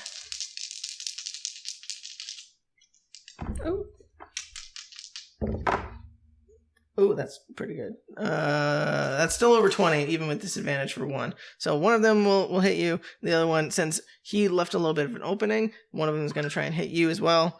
Oh, that's real low. That's only a 9. So one of them goes in to try and hit you, and Bess manages to stab it right in its head before it can swipe at you. But you do take I gotta get to the infection. I think it's like 4. Yeah, you take a whole 4 bludgeoning as it smashes into you with its fists, just trying to hurt you. But you're pretty good about making your way through. So you get to the outside now of the little not cul-de-sac, outside of the horde. Where are you going? I'm just trying to make my way towards Chatz to try to get this thing off of him. Okay, so you dash at Chatz. What are you doing to try and help him? So I'll give him advantage essentially on his grappling check. Since you've already done your action, unless you want to try and attack with your. Did you use your bonus action to attack as well? I use both my attacks. I can't do a bonus action because I'm out of key points. Okay. I mean, you can still do a bonus action on arm strike, I believe. Oh, yeah, I probably could. I'm just going to help him out by, like, taking my staff and, like, wrangling it around this creature's neck, trying to, like... Okay, so... yank it back. Basically helping him, giving him advantage. Okay, cool. So I will say then you are not incapacitated then, since he's helping you. So go ahead and make your grappling check to try and get out of its grasp. So like you're holding its neck back, but it's still able to like try and keep you pinned down. Okay. So it's athletics will do. Athletics.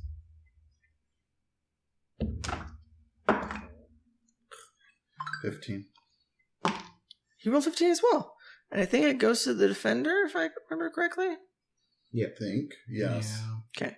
In a strength check, or in a check, yeah, it'd be defender. Okay. The only time it, AC. Yep. So you managed to get out from underneath it, but that is your action to do so. Mm-hmm. So you are prone on the ground, but you're not currently like pinned down. So you can stand up. I'll use my movement to stand up. Okay, well that's half your movement. But so you're standing right next to this thing that's currently like being held. Chomping at the bit. Yeah, like it is like trying to bite at you. Okay. And you, I mean, I will use my bonus action to disengage and step back the rest of my movement to get away from it. Sounds good. Go that way. Yeah. I'm getting away from this thing and Okay. Yeah. Sounds good. You're going towards our new friends, right? Are you going towards the horde, or are you going towards the tavern?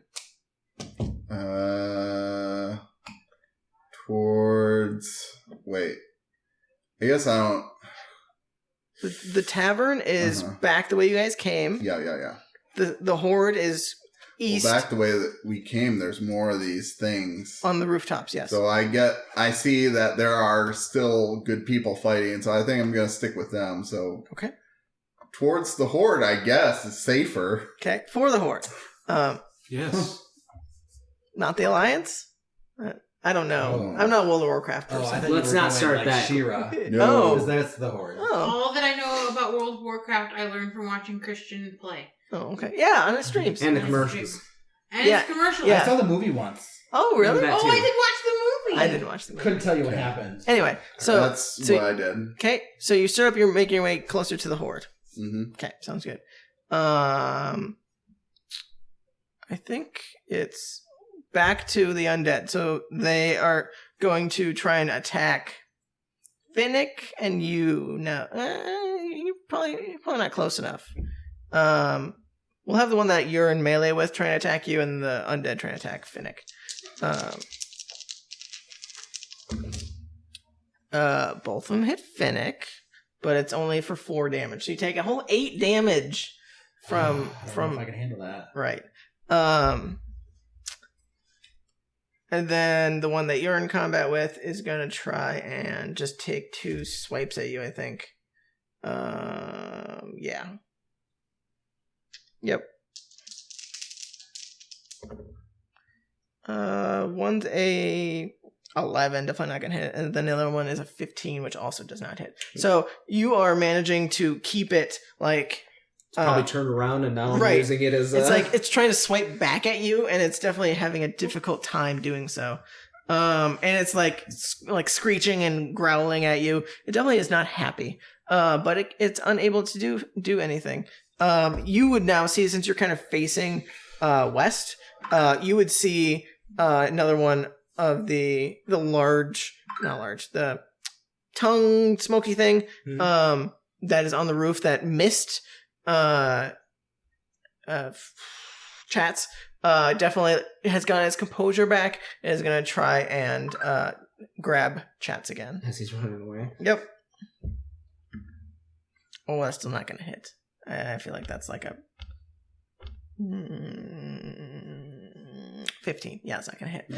So you manage, again, this thing like tries to grab you, and it manages to grab an undead that's right in front of you, and it just like grabs it and starts to pull it towards it. It's like, wait a second. Like, this isn't the one I want. Yeah, so These aren't the droids you're looking it for. realizes it's not the right one and lets it go. Right. But that's its turn. So we'll do one more round, I think, before we go to break. So try to end this thing that I'm. go ahead and smack it a couple times. Go ahead and give me a couple attacks. And are you going to run up and try and stab some of the undead? Shit, I'm looking kind of between like Finnick and Rowan, and Yep.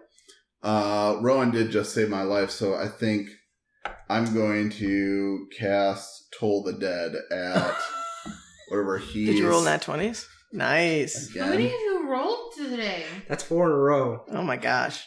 Crap, sweetie. I'm gonna roll. It's a con save, right? No. That's Wisdom. impressive. Toll the Dead is Are we gonna go wisdom buy you save. a scratchy ticket?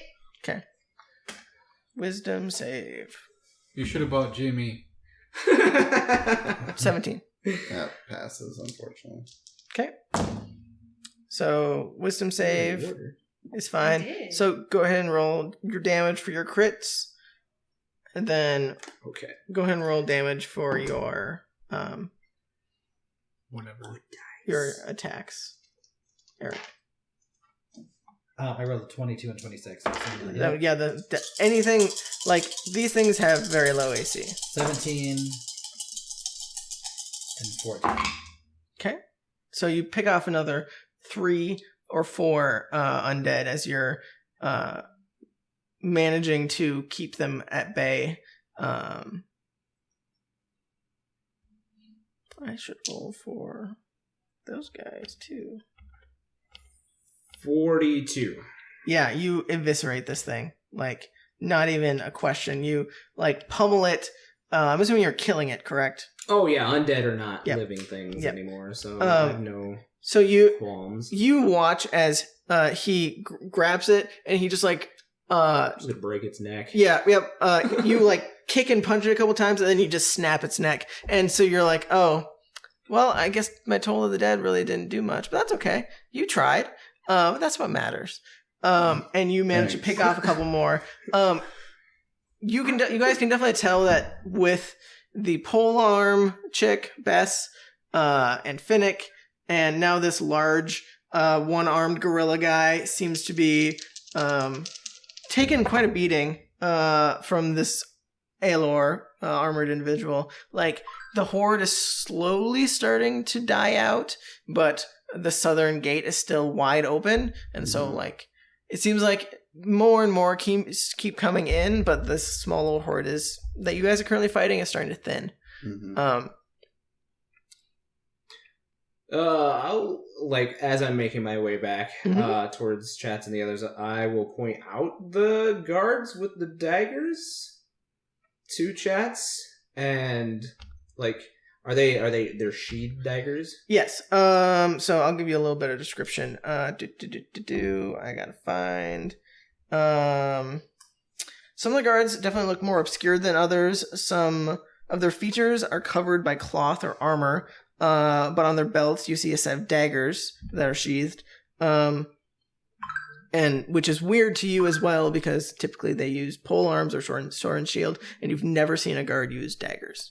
So it's definitely like setting off some flags to you that, like, maybe these aren't guards. I don't think those are guards.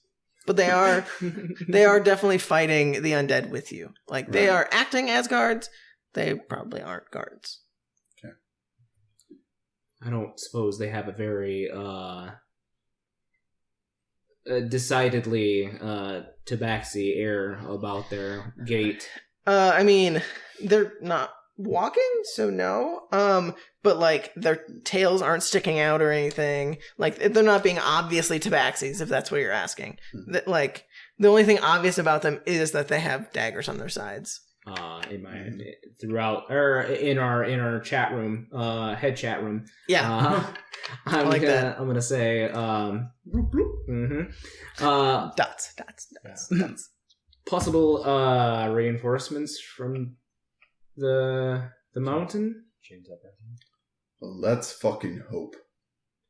So we should clean up here and make our way over to them. Indeed. We can move as a unit. Yes. And Okay. I'll say that out loud to Bess. Okay. If she's willing to.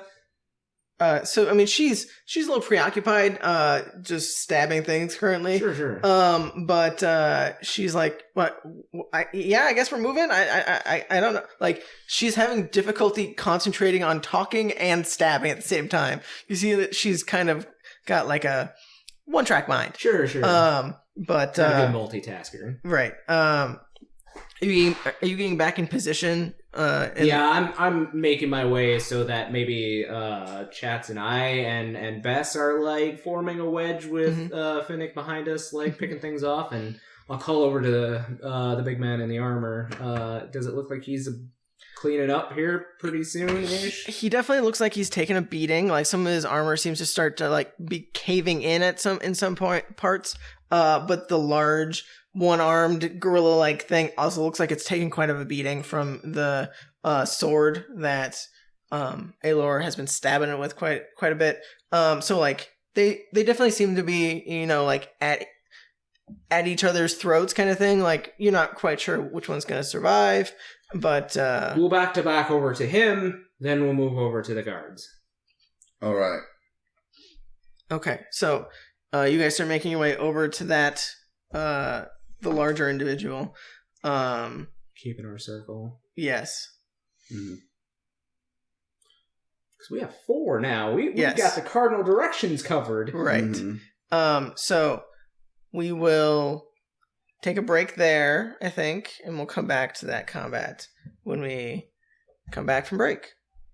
Thanks for tuning in to Campaigns of the Plains channel. Catch new material every Friday on YouTube and make sure to follow us on Twitter, Instagram, TikTok, and Facebook. Now, on with the show. And welcome back. So we will pick up. Actually, we're going to jump to you guys since they're in the middle of combat. So you guys hear some commotion from upstairs, and you hear what sounds like a terrified voice of a man who you guys immediately recognize, the voice of Bryce, Okay. who is the owner / bartender that takes care of this place, and he's like, who's there?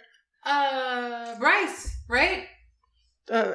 And you can see like he is. So it goes up the steps. There's a landing, and then it goes to the right, where the hallway is for the rooms, and he's like hiding up there, like trying to look down at you guys without you seeing him. But there's a light, like it's obvious he's up there. But he's like, no, who are you? Oh, we're just interested in renting some rooms for the night. He lets out like a small little chuckle and also a whimper, like, can you come back another night? We're closed. Yeah, I can't. We need to stay here tonight. It's, we're so tired. It's so late. We're on important business. Just go back to your room. And he is starting to make his way out now, and he looks down over the, like, destroyed tavern that you guys have barricaded the doors and whatnot with, and he looks like he's in pajamas, like he was either asleep or hiding or something, but he definitely isn't ready for combat. And he has like a little torch in his hand, which is the only light source currently out, and he is holding it out to see the mess of his tavern that you've made, and you can see the expression on his face. He looks mad and also scared as the fact that you have a large creature that you've hogtied, and he starts like freaking out and starts making his way down the stairs. No, it's okay. Listen. What have you done? Who is that? That's not important. Listen, look at me. Don't look at him. What look you at me. doing? No, don't look at. Just look at me. Just look at me. What? I need you to forget that we're here and forget everything that's going on in this. We're here to rent a room. This room. Huh. I'll give you 15 gold.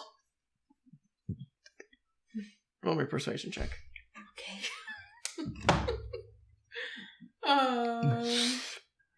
Oh, I have it right here.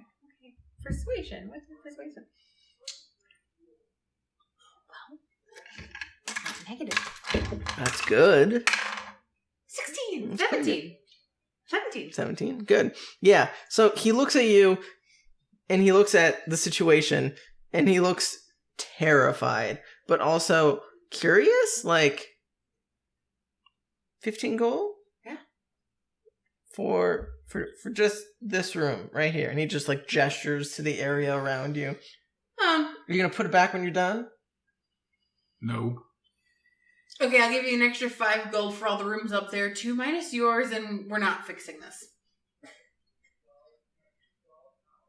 Persuasion. Did you get advantage because I'm helping? No, you already rolled.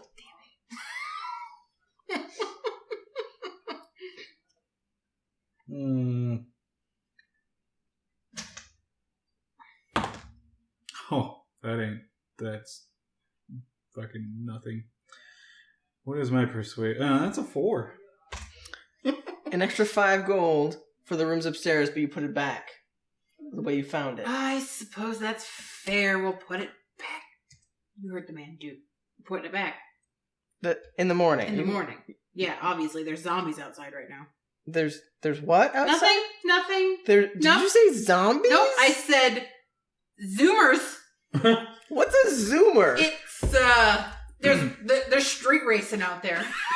Roll a deception. The were creatures. They're street race. Roll a They got the zoomies. They got the zoomies. Or the cats? Some of them might be. 14? 15.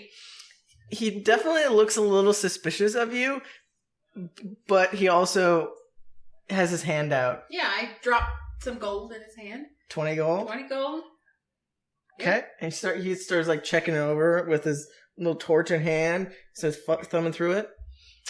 Well, I guess I'll go back to sleep. Just make sure, you put this back and make sure none of the zoomies get in, I guess. That's why we're here, to keep you safe from the zoomies. Street racing is dangerous. And highly illegal. He looks at you and looks at the large don't creature and says, That's a prop. It's a... make sure that's gone too. I don't want to wake up to that. Oh, it'll be gone. Don't worry. Very well. We might have some more guests. But you won't know because you'll be upstairs sleeping. Have a good night. You better not wake me up or it's another 10 gold. It's not going to be another 10 gold. You just like pay it as I would highly recommend you barricade your door from the zoomies. double zoomies. You wake me up again, it's another 10 gold. No, if we wake you up again and you come down here and harass you, we'll tell you like that guy. Roll me intimidation. And as she says that, I kind of like stick my sword kind of down in front of me on the ground. There's like a Yes, I'll give you advantage. 15. Yeah. So with the I'm smiling at him the whole time, being real nice.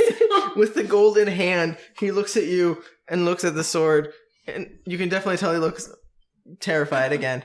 Like the businessman in him that just came out has receded, and now it's the scared townsperson. Okay. Just be quiet, please. And have a good night. You too. And he just like looks at all four of you, and like you can tell he's looking at Kudath, and like he sees some of the like distinguishing I told you not to look at him. marks, and like he's like, You don't listen very good. Hey, sorry. my eyes are up here. Like you can definitely tell like wheels are turning, but he turns around quick and starts making his way up the stairs and Have a good night. out of sight. Sleep well. Have pleasant dreams.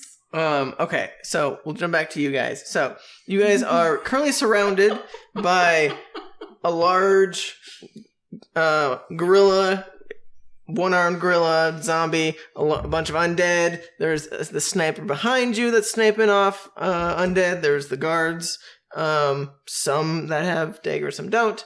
Are you guys gonna just keep shooting at Well, we were gonna back to back and move our way over to the big gorilla to help the big guy in armor, and then like try to back to back again our way over towards the other guards. I think. Are just the two of you, or are all three of you gonna head over there? 4 of us, because we're taking Bess along with us for the ride. So it would be on the other side of your square that you guys are on. So like you'd be losing that area that you guys are keeping the zombies away from you. If you were gonna try and like huddle around the big guy, is that what you're trying to do? Well, I think we're just trying to keep our circle be us, like back to backing, like in the cardinal directions to kind of move towards the big guy. Okay. Okay. Bringing our entire circle with us. So you're trying to envelop those two fighting with you guys to keep the zombies away from the big guy, essentially, and try and pincer him between. Yeah, and trying to basically pick him up and help him out. Right. Okay. I will say if that's the case, all three of you would be in melee with the undead, like the horde. Is that cool? Is that what? You got melee weapons, right? Okay. Yeah. Okay. You good? I'm good. Okay. So you start shifting your way around the big guy. Are you guys going after the big guy, or are you guys going after the horde? the big guy definitely looks like he's taken quite a beating. Like he's got some pretty big gashes taken out of him. But he's grabbed the guy Aelor in like full armor, and he's like now pummeling him on the ground. Like he's got him pretty. I think if the three of us like guard each other's backs, one of them can help out Aelor. Aelor? Aelar. Okay. Aelor. Who wants to help him out? I can try and do what I can if you watch my back. We got him covered. Okay. So if they're playing defense for me, I'm going to go try and jump on this guy's back and fucking stab him. Okay, go ahead and give me an acrobatics check to try and like shimmy your way up this guy's back while he's actively moving. 24. Yeah. Yeah, you are you using your daggers to try and to climb him? Or are you just gonna use your talents? I think what happens is as these two are like hacking and slashing to keep the horde back, one of the zombies breaks through from behind them, and I just like leap off of his head, just pushing his head down into the muck. And I leap onto his back, just both rapier and my short sword drawn, just digging into this guy's back. Okay, so I'll say your action is to do all of that acrobatic stuff. You would have a bonus action if you want to do an offhand, I believe, or do you have to do an attack? You have to do an attack for that. So that's the end of your turn. So you guys can go ahead and... Are you guys attacking the big guy as well, or are you going to attack the zombies? I'm just trying to keep things off of Chatz while he's... go ahead and make your attacks against the undead horde there.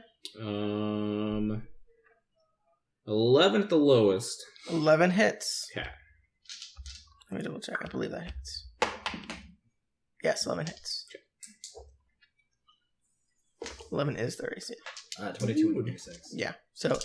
anything higher than 11 or higher, is that max damage? Yeah. Or your blades These bloodied? ones are not enhanced Okay.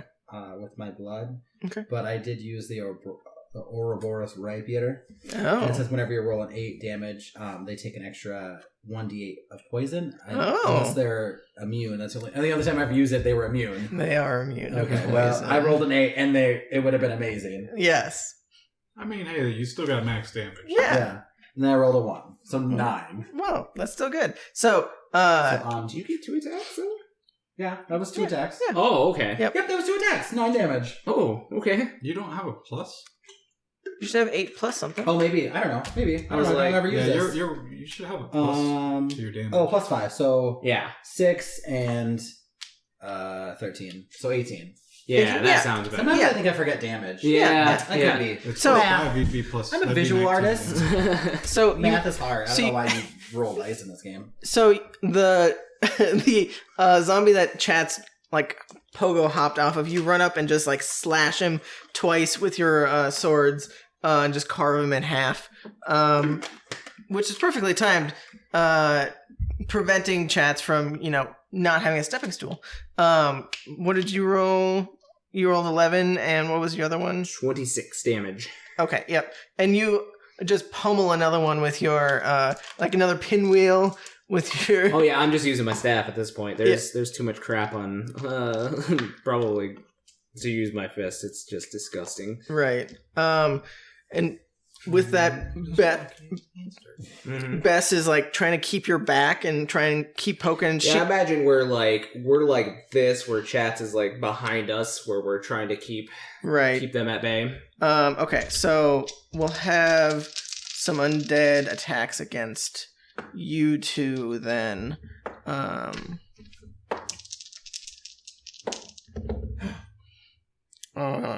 That one's definitely gonna miss. That's only a 11 for the first one, and Does 16 hit you? Mm-hmm. Okay. So it'll take 4 damage. And then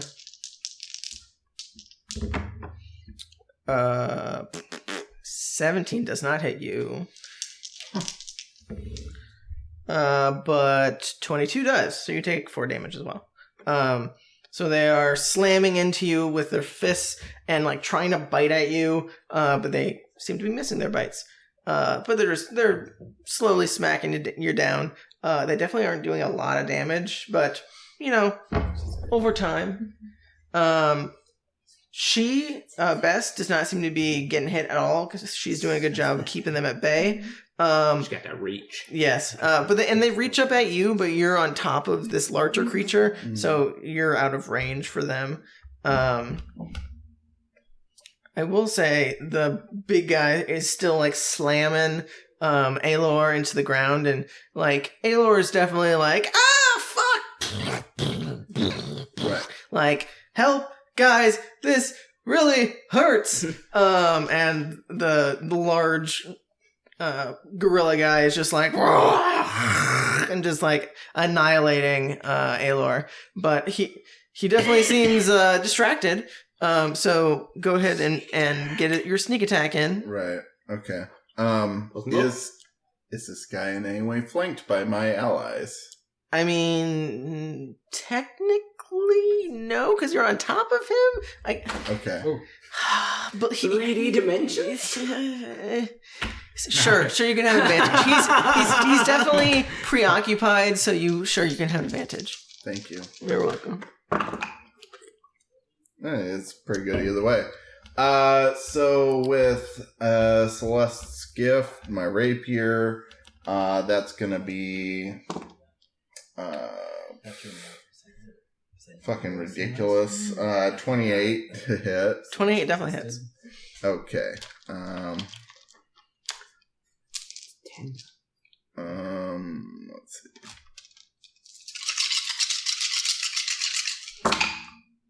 Nice. You should kill. Nice. All right. So 10. The only way you'd be able to communicate this is telepathically. 19 We're just talking. No. plus. But so 9 out of is character you can talk about, but like 28. in character, Yeah. you'd have to do it telepathically. Plus He's doing math. Chess. 7 is Sapphire hasn't figured out how to 35. decide to one person. Yeah, I don't think Finnick does. All right, so my Very first weird. attack is 35 damage. Okay, yeah, you like stab the back of this thing and you start making like a little blood pool as you're eviscerating its back. Like you definitely could see like the congealed blood is like black green ichor that seems to be pouring out of its back. It like howls in pain, but it's still pretty determined to like punch Aelor into the ground like 10 feet down. Like he's still alive. He looks pretty damn hurt though. I mean, I'll take the other attack with my short sword. It's fucking not as great, but it's 17 to hit. 17 hits. Okay. All right, He's a big boy. His skin is pretty tough, but it's Can't ask for better. It's 6 more damage. I mean, you're making purchase. You're definitely carving into this thing, but it is a beefy boy. Like it's taken quite a few hits and it's bleeding pretty profusely, and it howls in pain. But you're unable to put it down at the moment. Okay.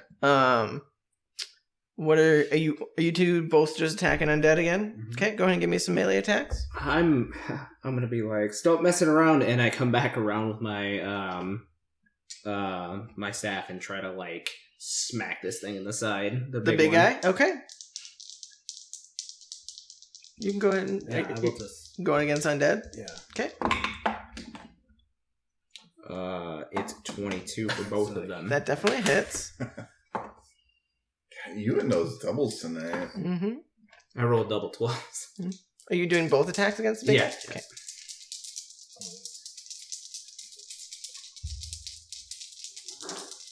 Matt? 20 and like 23. I forgot that I'm using both- different. Yeah. they But I both figured hit. they work.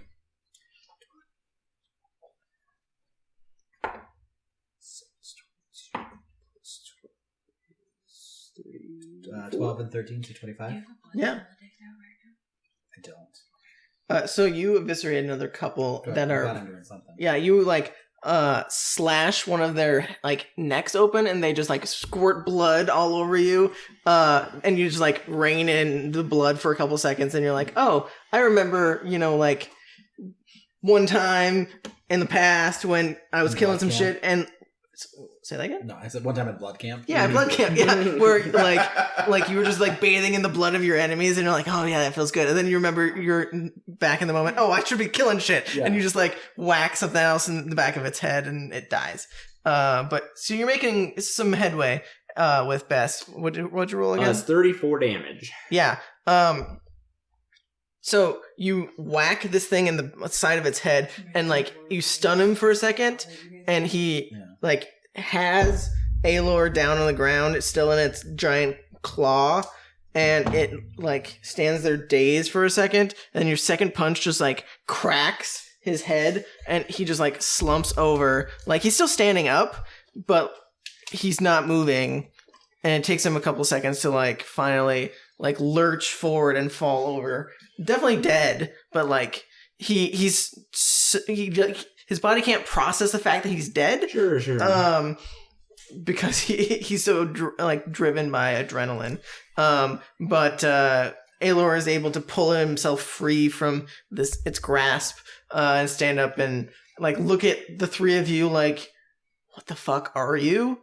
But also like ready to keep fighting. Like he looks pretty fucked up, but you can't really see much past his helm. You can just see like blood and part of his armor is caved in, and like you can see he definitely like needs some medical attention, but he is ready to keep fighting.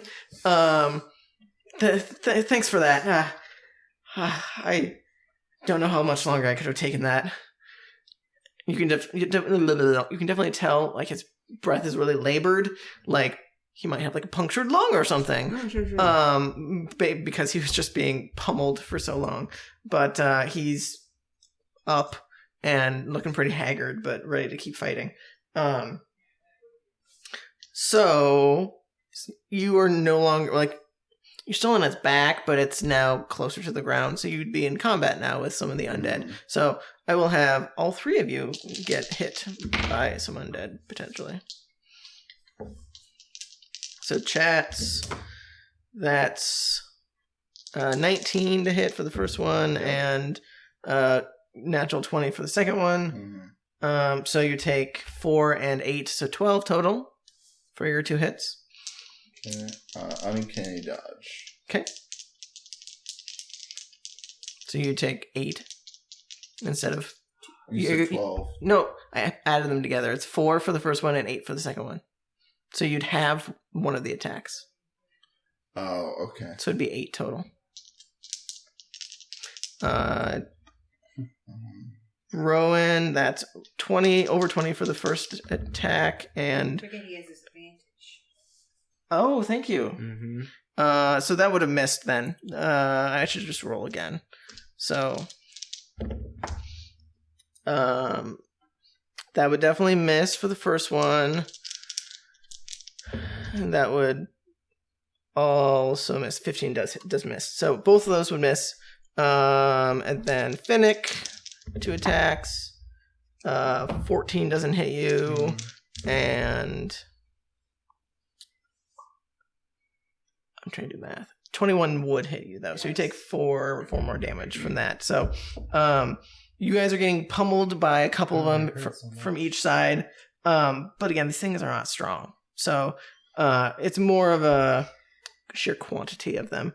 It seems like Aelor is able to hold his own a little bit. He definitely is like trying to get hit by these things, but they're not making much purchase in it. The sniper up top is like sniping a couple that are right next to you guys, and there's probably like 10 left that are next to you guys. Again, there's several more that seem to be coming from the south, but they are in your immediate vicinity. So you don't necessarily have to worry about them right now, but probably within one more round, you guys can easily take out this small little horde. So go ahead. If you towards the guards. Indeed. Back to back. Okay.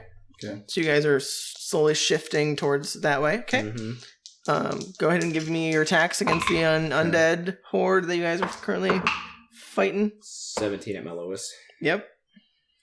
Whoa. 18 and 26. Yep. Anything above 11. 11 is the AC you're looking for. That's good.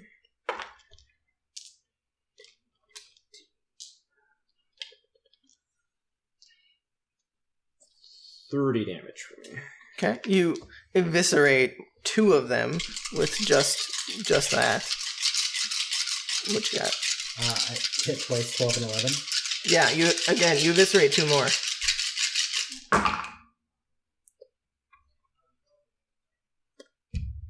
No.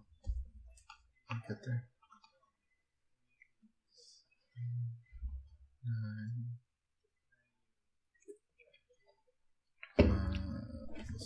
4 is 13, plus 11 is 24, plus 7 is going to be 31 damage. For both attacks? Yeah. Yeah, so you're able to eviscerate another 2, and then the rest of your compatriots can take out the rest of the 4 that are left. So you guys are able to make quick work of this small little group. You do see the 2 guards that were helping you, that you recognize as potentially allies. They see that you guys seem to be handling it. And like they don't say anything to you, but they like gesture south, like, are you coming with us? As they like start making their way that way. What are you guys doing? Like, they're just making hand signals. They're not saying anything. Are you calling out to them? Are you gonna follow them? What do we do? Talk and walk, I guess. Okay. I talked to all the, like, the big guy and all the others. Like the armored people? Yeah. Right? Okay. How are you feeling? So Aelor is like clutching his open wounds, and he's like, I probably should take a quick break. And Bess is like, don't be such a bitch, and she like smacks him on the back, like, And kills him. no, but like definitely like trying to keep his spirits up in a friendly ribbing, and he just like chuckles and like coughs up a little blood. But she seems like she's fine. Like, she doesn't seem to have taken any, if maybe a little, but not a lot of damage. He definitely looks like he is hurting. The other guards look totally fine. They look like they are well trained in combat. At least the non-Ware creatures, the non-Ware creature guards look like they're doing fine. They look over and they're like, "We're good." But you can definitely tell, like, they're trying not to draw attention to themselves. They're not trying not to talk much.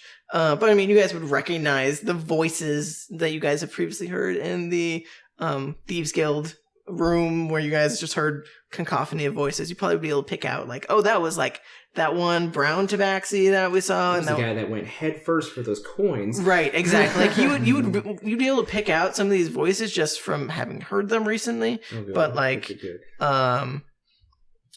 you're not like, that one's obviously Jeff or anything. Like, you don't know the names, but yeah. I'm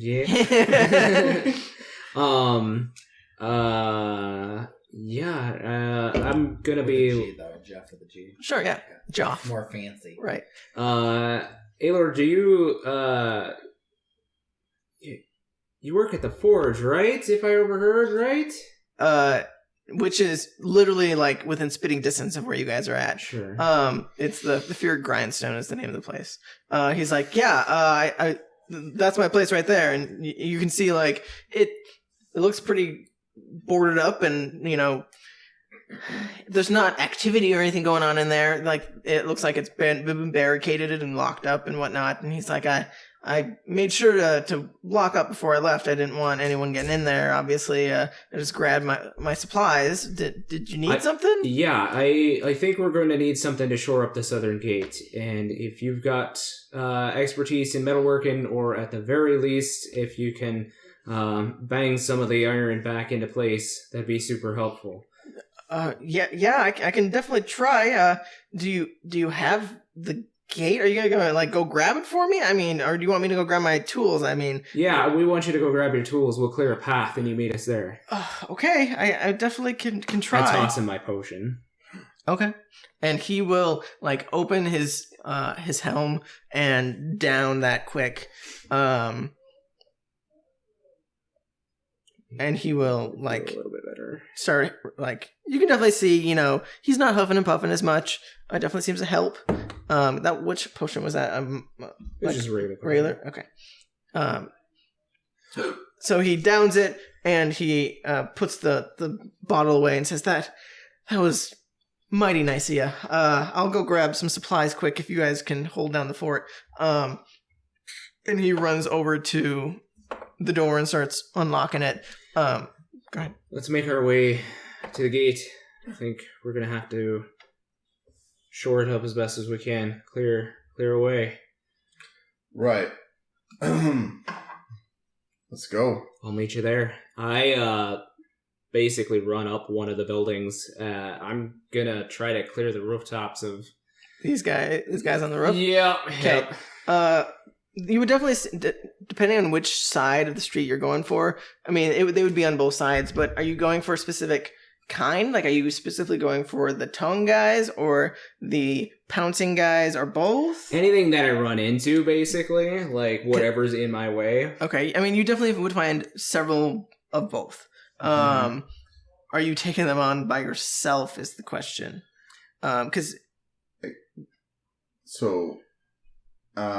As he's going after these guys, I'm going to try and offer backup. Okay. By casting Toll the Dead. What's the range on that, though? 60 feet. 60 feet buildings? I mean, depending on how close you're getting. One story is 10 feet, so if they're up, say, 2 stories, that's at least 20. Mm-hmm. And, at an angle, we'll say 30. I'm going to whistle over to the archer, and I'm going to be get your ass over here, too. Back me up. She'll start shooting towards you, but she's not moving. She does not look like she's moving. She looks like she has a nice little perch up there. And nest that she's not moving she seems like she's perfectly fine up there. She has a bunch of arrows up there. You can see she's probably got 100 feet on her though, so she could help me for a while. Right? Yeah. In the immediate vicinity, she can definitely start helping you pick off some of these. Mm-hmm. What did you? What's that? Did you want to do something? Yeah, I said I'm going to follow him, and I'm casting Toll the Dead. Toll the Dead. Are you climbing up the building behind me? Well, anything you attack, I'm providing backup. Oh, you're just shooting from the... Yeah, I'm shooting from the ground. Okay. So I will say that the zombie horde that was coming from the south is starting to make its way north, towards you guys. So you might run into some of them, depending on if you're focused more on the things on the roof than the things on the ground. Right. Well, I'm kind of at the point where I'll focus on the ground when I get close enough to worry about the ground. Okay. For right now, I'm just making sure Rowan got a clear road. Okay. Sounds good. I'll call down to Finnick. Make them fight on the front. You stand behind, pick things off, so we can get some movement going. Are you going to help on the ground then? Yeah, I would just keep firing as we run that way. Sounds good. So go ahead and make your attacks against the... we'll say there's one of each. There's a smoker and a hunter on top. I'll probably try to go for the grabber first. The mauler, the hunter? Whatever the tongue. The tongue one. That's the smoker. I don't need to be grabbed while I'm up here. That just doesn't sound like fun. Okay. Go ahead and make your attacks quick. Natural 20 and a 17. Both hit. And then they need to make a wisdom save. You only get one attack, so one of them will make a wisdom save. I'll say the smoker that he's attacking. Yeah, like I said, whoever he's attacking, I'm attacking. Right. Oh, yeah, he definitely fails. Okay. So go ahead and roll damage, your d12, Well, or 2 d12s or whatever. he's rolling damage, so... If you're attacking the same one, though, you might overkill it, so... True. Just an FYI. I understand. 14 for the first. Okay. And then...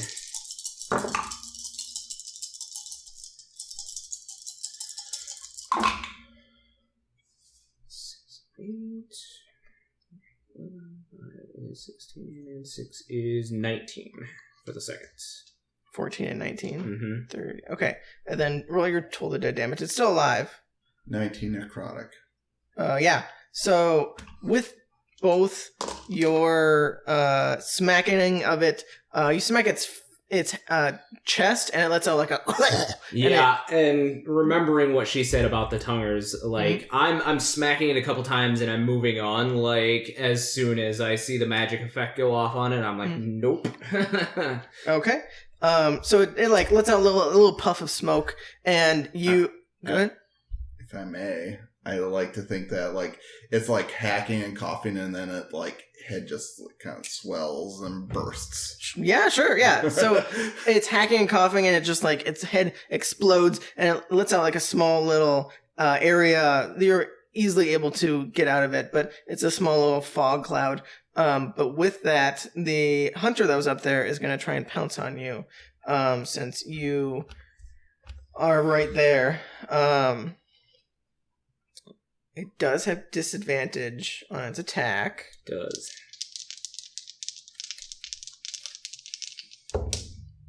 Oh, that's definitely not going to hit. That's only at the 13. So it tries to leap at you, and it misses, so it lands like right next to you, and it's going to go in for a swipe quick to see if it can try and at least swipe you before you keep running away. Oh, that's a nat one. So he swipes. My reaction. Go ahead. He swipes and goes wide. Natural 20? Yeah. Goodness. Oh man, Blue, you are on fire tonight. It might be my new lucky dice. Ooh. Give me back my yellow one. Go ahead and roll damage. Alright. Did you roll damage already for the undead that you're fighting? Oh, I can. That's max damage. That's my max God. damage on a crit. Are you okay? 16 and 12 is Yeah, stick to bite down. 28 plus another 6 is 34? I didn't.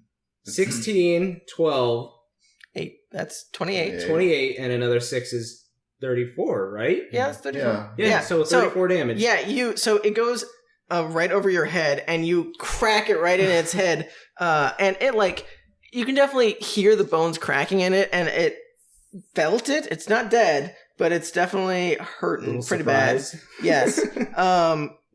You can roll to hit if you want, but We both hit. yeah, you're not gonna probably miss. It's an 11. 16 and then Yes, sir.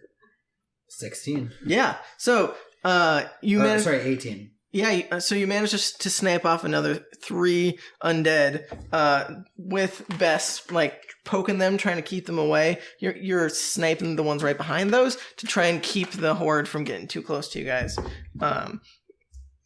What's up? That's 6 natural 20s tonight. Damn. So Look at the Irish. This monk is on fire. so while you guys are fighting this slow process going south, Edit. are you guys doing anything, or are you just hanging out in the tavern? Because if you're doing anything, Rosemary, like, it's probably been a good like 10 minutes, so Rosemary could have done prayer of healing, or if you, so it's up to you. I think that Rosemary should wait to do prayer of healing when everybody's here. Okay, that's fine. If they all end up here, but I would be assuming that they're going to try and make their way here. So yeah, I would have agreed that she should wait. Okay, well, Do you think they're dead? It's been like 10 minutes. it's probably been closer to 20. You think they're dead? It's been a while. Wait. Are you guys dead? You guys, I still don't know if you can hear me from this distance because I didn't get a response last time. you guys definitely all hear Busy Sapphire. cracking skulls. Are you cracking skulls on your way back here so that we can plan part 2 of our thing, or are you guys just... Back to the gate that's busted. We're gonna seal it up. Are you fucking insane? Yes. You just hear bells from me. Did you hear what he was saying? Was he thinking at both of us? I think it was bells, like church bells. No, I'm not Trapper. Chatz. No, Rowan.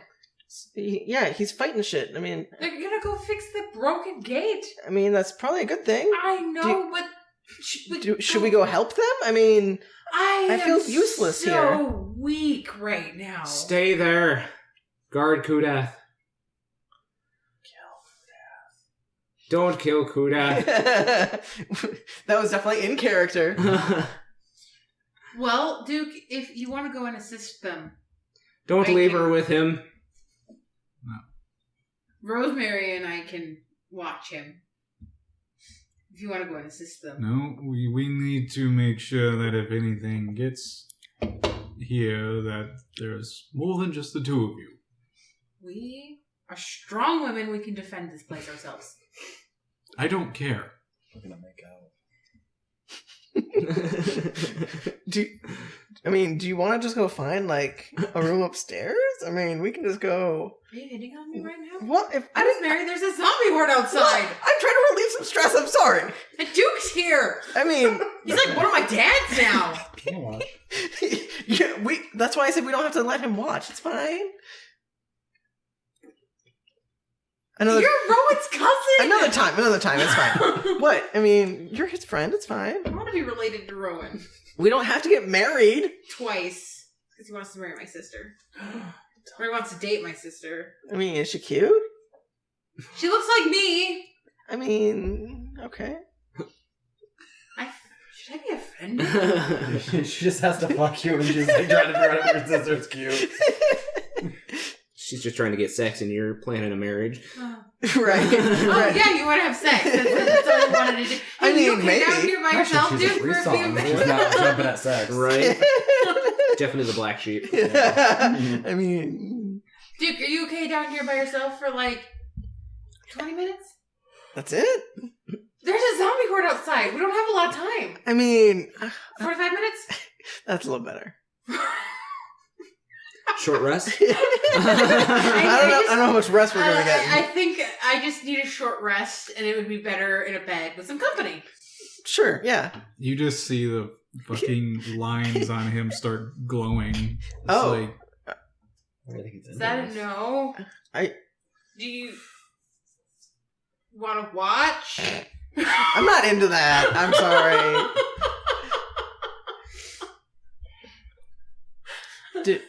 Does that mean you're mad? what is wrong with you? What?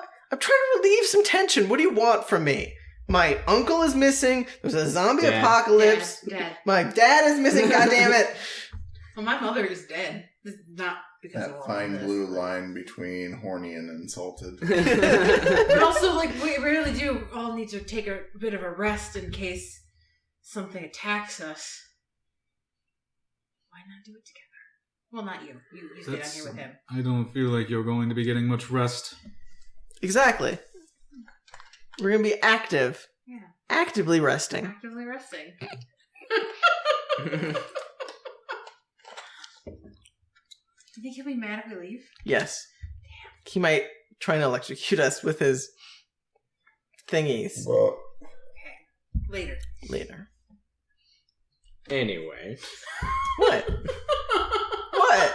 You're not here. Yeah, I you know, but like, I just picked up on some shit. And, like, Eric is confused. Okay. So you guys are still hanging She's out? Celeste's But I also daughter, love okay? it. Yeah.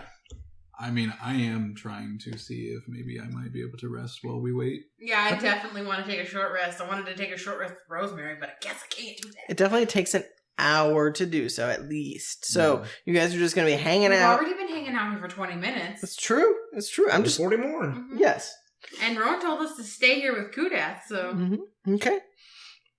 Okay, well, give me like a few minutes. I go upstairs and I grab a bunch of pillows and blankets off of the beds and come back downstairs. Are you? Just make yourself a mess. How many pillows? Like, are you getting it from Yes. every room, All of it. including Bryce's room? No, I'm leaving Bryce alone. Okay, sounds good. And I come downstairs and I start making a blanket for it. Okay, sounds good. You definitely would hear like skittering and walking on the roof, and like the sounds of growling and like things landing on said roof and So whatnot. when I come back downstairs to make my blanket for it, I go, there are zombies on the roof. Like you would have seen and heard Yeah. shit. That's why so I know there's zombies on the roof. right. So we may very well encounter a breach upstairs. Oh, I'm sure Bryce will be getting a lovely sleep then. Well, I'm just informing you that that's what's happening. And then I start draping blankets over the chairs, and I start moving chairs around to make like a earthquake. Oh, I put whoa. all the pillows down, and I'm gonna have a comfortable short rest. I paid Bryce so I could make this mess. It's true. Crawl on my pillow fort, stare angrily at Duke. Understandably. I mean, it's fine. He's a crotchety old man. We get it. Never travel with old people. He's no fun. I prefer to travel alone. I mean, you guys are cool. I but- also spend a lot of time traveling by myself. It's fun to travel with people, but you might sleep with them then. Right, but that's half the fun of traveling with people. Like, You'd think that, but then commitments are formed. not and necessarily. Somebody tells you they love you over breakfast, and then you have to like figure out how to abandon them, like nicely. A story that I heard once. roll me deception. Real. 14. She's like, I know what you mean, girl. Right? Yeah. Yeah. Right. I'm gonna rest now. Go ahead and take a nap. I'll... I think in my head again. Are you guys still not dead? And you guys are, at this point, still in combat. Still, getting ripped apart and attacked and whatnot. But you hear, Sapphire, are you guys okay? Little busy. Oh, you're alive. Good. Ah! So you're almost Schwarzenegger now? Yeah. Is Just- Chatz dying? Sounds like it. Aren't we all? Preach. But actually, I'm quite cozy. I made a blanket for it. Get out of my head. I don't have time for this. How's that spell treating you? Fantastic. Lovely. How long does it last? 10 minutes. It'd be Oh, gone it's by gone. now. It's gone now. Yeah. Oh, good. All No right. more safety for you. If you want more protection, I'll come. Just come back to the tavern. I'll slap you again. I don't have time for that. Okay, I'm just telling you. That's how you get more protection. So we'll jump back to you guys. So we'll do another round as Aelor is trying to grab all of his supplies. So you are still in melee with the hunter. I'm gonna hit him once. Yep, go ahead. 22. Yep, definitely hits. Go ahead and you would also be attacking the hunter as well, so go ahead and roll your... Oh, it's wisdom save. It's wisdom save. 13. Well, he makes his wisdom save because he got 17, but I'm sure your damage is going to kill him. So go ahead and roll damage. 13. 13 damage, yeah. Yeah. You, with your first attack, you crack him, and he just whimpers and falls to the floor, which then rolls off the... And then I'm hopping rooftops and going for the next set. Okay, sounds good. So go ahead and make your attacks. I'll make my second attack. Yep. The next one. Is that 29? Yep. That one is only a 17. Still hits. 21.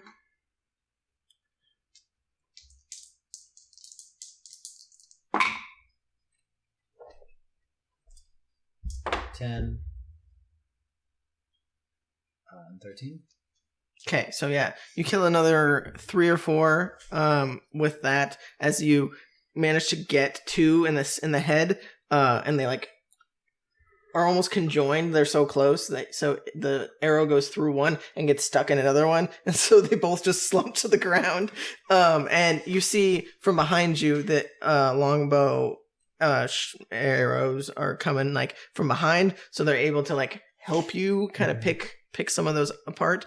This does look like a pretty large horde, so it seems like it's going to be keeping you busy for a bit. As you start making your way forward past the horde, that's on your left. Are you going against the smoker again? Yeah. And you rolled to hit, which was It was a 21. Yep. And you rolled how much damage? 16. Okay.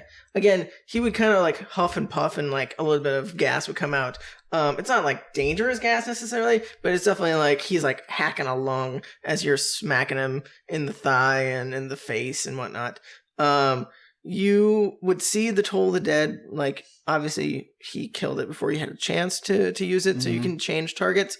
You would have to move much farther down to get to the next building he's at, so you would have to probably make your way into the Horde if you want. If he's not into range, then you should probably... So the Horde, I have to cross the Horde line. You'd have to go start making your way through the Horde. Okay. I'm going to, I think, use my actions then to... attack the horde. Okay. So I'm going to pull out my holy crossbow bolts and fire off a couple rounds into them. Okay, sounds good. I will say, Bess is able to keep like a little area by her and Finnick preoccupied. Are you trying to go for those? Are you trying to make like the little bubble again to try and? Yeah, I'll if they already have a bubble, I'm going to expand the bubble to kind of try and ride that. They would come around you is the only thing. So you'd still be in melee with some of them, but you can definitely shoot the ones that are on the opposite side that are farther away if you wanted to. But you definitely would still be in melee. Well, we have the other couple guards too, like on either side. They're trying to. They're not staying with you guys. They're trying to make their way past you guys to try and like corral them a bit. Like you guys didn't tell. Do like one of these to funnel them in, or like they're trying to prevent them from going down the streets essentially. To try and keep them in one area at least. Okay, I didn't understand the spatial between me and the undead. I think I'm going to then attack with my rapier and short sword in melee. Okay, sounds good. So because it's just Bess keeping them at bay from you, you'll take a couple of attacks and so will he, but not, I mean, they do 4 whole damage, but... So one is 25, the other's 14. Okay. They both hit, obviously, so go ahead and roll damage. I'll roll a couple of attacks for you guys. And if I'm getting in close quarters with all the others, right? I have sneak attack. You wouldn't be in... He'd be next to Bess, right? If we're doing Am I? one of these. I guess I'm having trouble picturing this.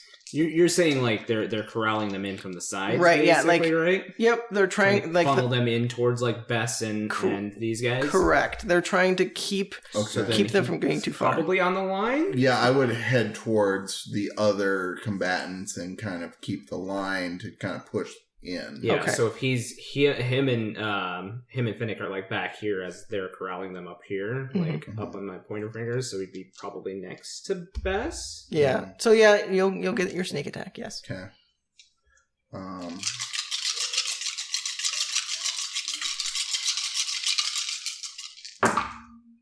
Okay. Oh, damn. Yeah. Okay, 6, 12, or hold on. 18, 28, 36,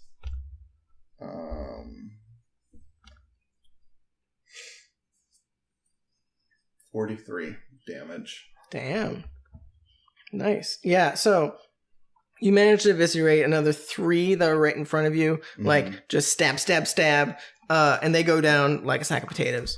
But 4 more fill in right behind them as they are like starting to make their way around you. Like, you're trying to keep them from getting behind you. Right. But it seems like the more you kill, the more like they just step over those bodies. You do see out of the corner of your eye, because you're very perceptive, the other side of the street on the top of the buildings, there's another sets of these smoker and hunters that seem to be eyeing you guys as you guys are now closer to them. And he's picking off the ones on the western side of the road. Right. These are on the eastern side. You do see the longbow chick. She seems to take notice and is trying to shoot at them. But she's only one person. She can only do so much. Right. So they're keeping their eyes on you two and Bess, as well as the 2 guards that are helping you guys. So I'll just go around the table. So definitely miss you for one of the attacks. That one is 23, so you'll take 4 damage. Rowan, you are in melee with a smoker and a hunter. So the smoker's going to try and grab you with his tongue.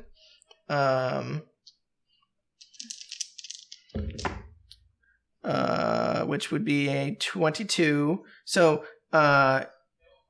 it takes out its tongue and it like goes for your foot and manages to wrap it around you. So you're currently grappled and like right next to it. And you take a whole 10 bludgeoning damage as it squeezes you, and you are considered grappled and prone. And then the hunter is going to try and jump on you since you are currently like easy prey for it, essentially. It's going to try and jump on top of you. We'll see if it can do it. Oh, yeah, definitely not. That's like a 12 to hit. So even though you are easy prey, it doesn't manage to land on top of you somehow. But it seems to be pretty close. It'll just swipe at you as you are. So it like jumps up in the air and you manage to dodge out of the way somehow, even though you are unable to move. That's a whole 4 slashing damage as it lands right next to you and it swipes you as it's coming down, but it doesn't manage to land on you. So, and then Finnick, you'll take a couple swipes from some undead. That's a 20-something to hit, and 17 hits you, right? Mm-hmm. So you take a whole 8 damage from a couple smacks from some undead. But that's their round. What are you guys doing? How far away am I from Rowan? You're probably a good, like, 60, 70 feet away. Like, just if you guys were on the ground, but because there's an angle, it's a little bit more, probably. Right. You did see him get grabbed by something. Right. Are you going to try and, like, make your way in a bit? That's kind of my plan. Is I want to. There's a building that he like climbed up. If you want to try and, I mean, you have a climb speed. I do. Yeah. I'll try and get over to a building and climb up. I have a climb speed of 20 feet. Mm-hmm. You'll be able to get to the roof, but you'll take some attacks of opportunity. I will before I move. I'm going to disengage with my bonus action. Sounds good. Okay. And so Finnick, you see as Chatz just immediately starts smacking. Yeah, starts smacking stuff, and then he just pieces out and runs to the nearby building. As you and Bess are just like stabbing at shit, and you're currently alone. But you're running. So I will. Yeah. So I'll dip out with my bonus action, use my movement to get to the wall and start climbing. If I don't have a full climb to the top of the roof, I will use my feline agility if needed. How far? Once I get to the roof, how far am I from Rowan then? Probably a good 30, 40 feet, something like that. Okay. So I think I'm going to use a holy crossbow bolt to try and attack this. The guy that's grappling him? Yeah. Okay, go ahead. That is going to be a 25 to hit. That definitely hits. Go ahead and roll damage. Not much, but it's going to be 8 damage. Okay. Yeah. radiant damage. I mean, it would be a sneak attack because you're in melee. He's in melee. Oh yeah, I suppose. Okay, so Pretty 8. ranged and broken sneak attack. 8 It plus. works. Oh no, I know it does. I've just seen disgusting things happen with it. Well, especially with assassinate, like it can be real bad. Like if you had a longbow and you were assassin rogue, like 5 is Yep. 14 Mix it with a gunner. plus. What was the original thing I rolled? It was 8. 8 wizard. 8. So 8 plus He's 14 he's taking like 13 damage. is going to be 16. 22 damage total. 2 and 16. I mean, you hit him a couple times, and like some puffs of smoke come out, which because he is doing a significant more portion of damage, like the smoke starts to emit from it, and causes like a small little cloud around him, and you start like hacking a little bit, as it doesn't smell good. Remind me at the beginning of your turn, you'll take some poison damage. But you managed to. No, I won't. I'm immune to poison damage. Monk shit. You're Monk immune shit. to being poisoned. Oh yeah, that's what it was. That's a difference. Yep. But you can take poison damage. Anyway, so you definitely hit it in its chest, and it starts like hacking pretty bad, but it's still alive. I see that bolt, and I reach up with my staff because I can still hit it even when I'm prone. Right. 16 should 16 hits. hit him. Yep. That's with disadvantage since I'm prone. Does prone give you disadvantage? Yes. For melee attack. Oh, yep. You're right. You do. You are correct. Yep. So that's 19 damage. Yeah. So you managed to. So you do take the 6 poison. You take it's a D6. You take 4 poison damage. And as you smack this thing, it like starts to hack again, and it explodes in a small little puff of smoke. That kind of obscures your vision because you're in it. But you know that it's not huge because you've seen it before. You are in currently melee with the hunter, I will the other guy. Stand up for half my movement. Yep. And I'll move out of the obfuscation. Yep, the fog cloud. Yep. Okay. Still in melee. Mhm. And I will hit this one. So, like, this little thing that you're about to attack, like, notices you get up, and it looks a little scared because it's been watching you kill these things. Like, you're intimidating, and so it like lets out like a little whimper, but it's also a growl, and like is ready to swipe at you as you Bare my shifter fangs at him. 18. Yeah, that definitely hits. For 79 and 6 is 15. He hasn't taken any damage yet. You smack him a couple times in the gut and across the face, and again, like you can definitely see he's been feeding on things. He's got some blood and some viscera on him that, again, get on your gloves, but you definitely seem to be making good purchase in this thing.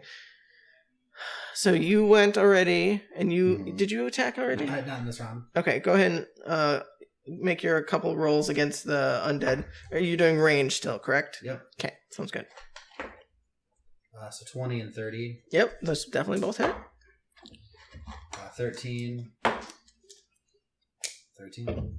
Okay, so yeah, you managed to snipe a couple more undead there, and you're like going for the chest this time instead of the heads, and you're like eviscerating like a small little hole in some of their chests, and they just immediately slump to the ground. Like, you can definitely tell that you're making headway, but then out of the corner of your eye, Finnick, you see the smoker on the top of the roof, like, is eyeing Bess, and you see a tongue like shoot out from it and start to try and wrap itself around Bess's legs to try and get it away from the horde. I think that's gonna miss. And she's right next to me. Yeah, she's right next to you. Yeah. Am I able to take a swipe at the tongue? Yeah, you definitely can. I mean, it's a 15, so it's gonna miss, but you don't know that. So go ahead and make a swipe. 22. Yeah, it definitely hits. So we'll say, go ahead and roll damage. You manage to, yeah. So you manage to 6. It wraps itself around her, and you manage to cut it off right as it's about to pull her. So you protected her for now. It definitely like lets out like a whimper, howl in pain.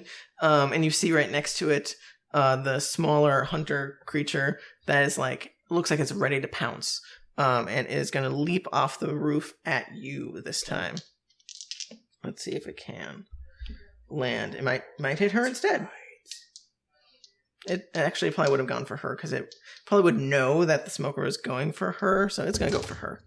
And it's going to land on her. So let's see if she can withstand the strength save or be knocked prone.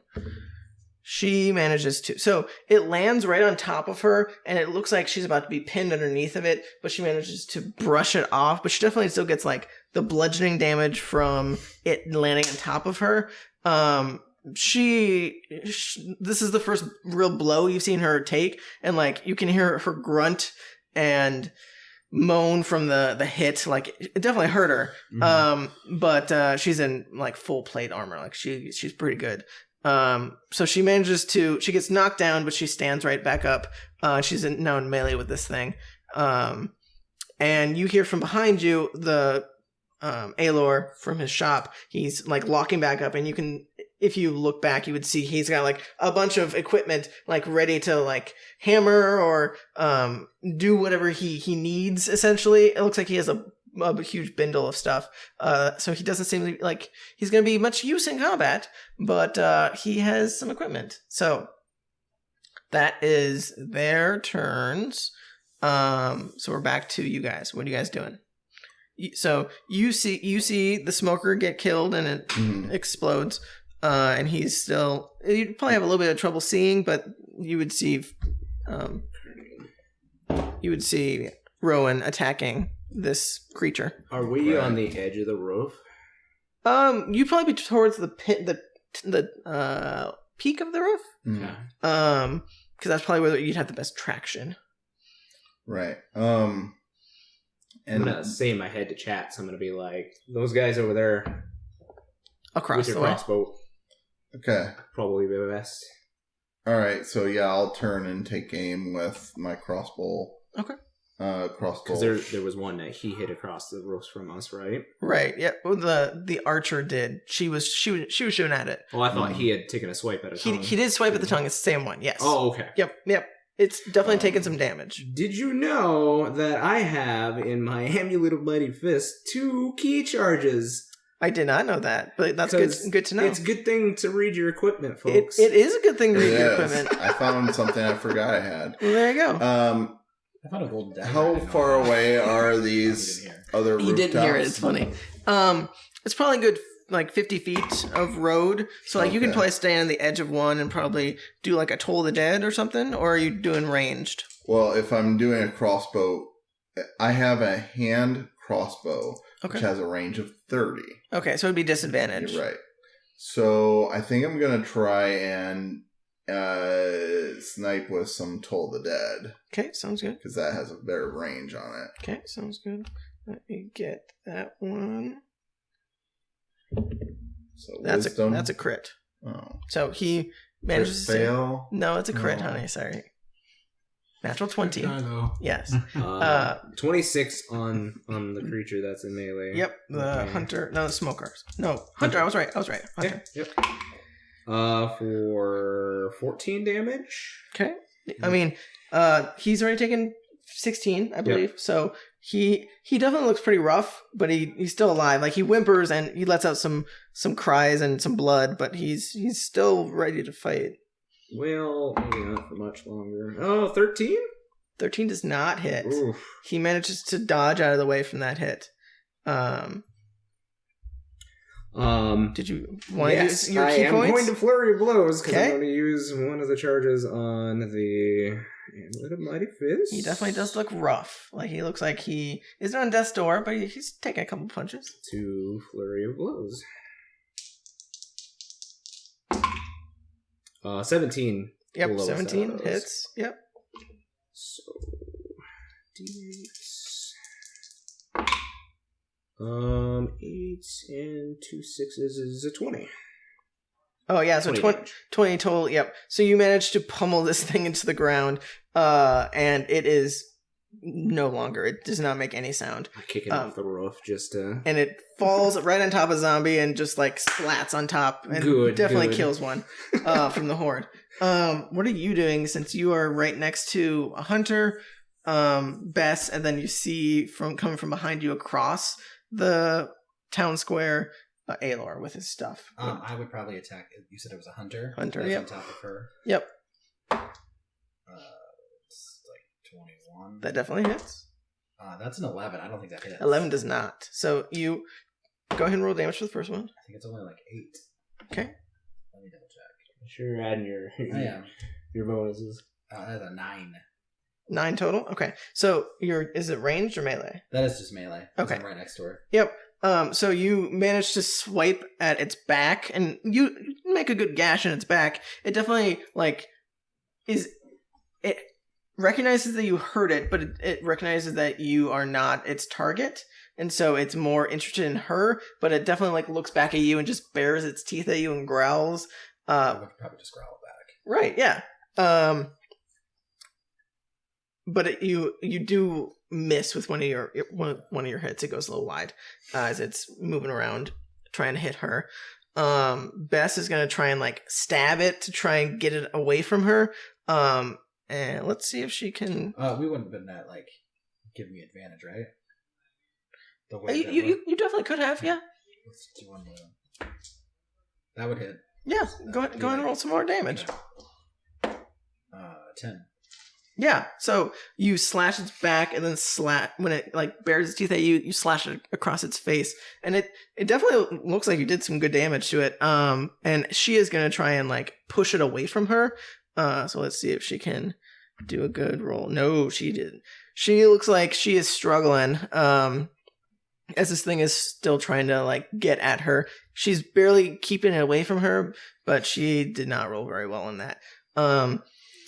Aelor is gonna just double move. He is moving a little bit slower with his big pack, but he manages to make it quite a ways closer to you.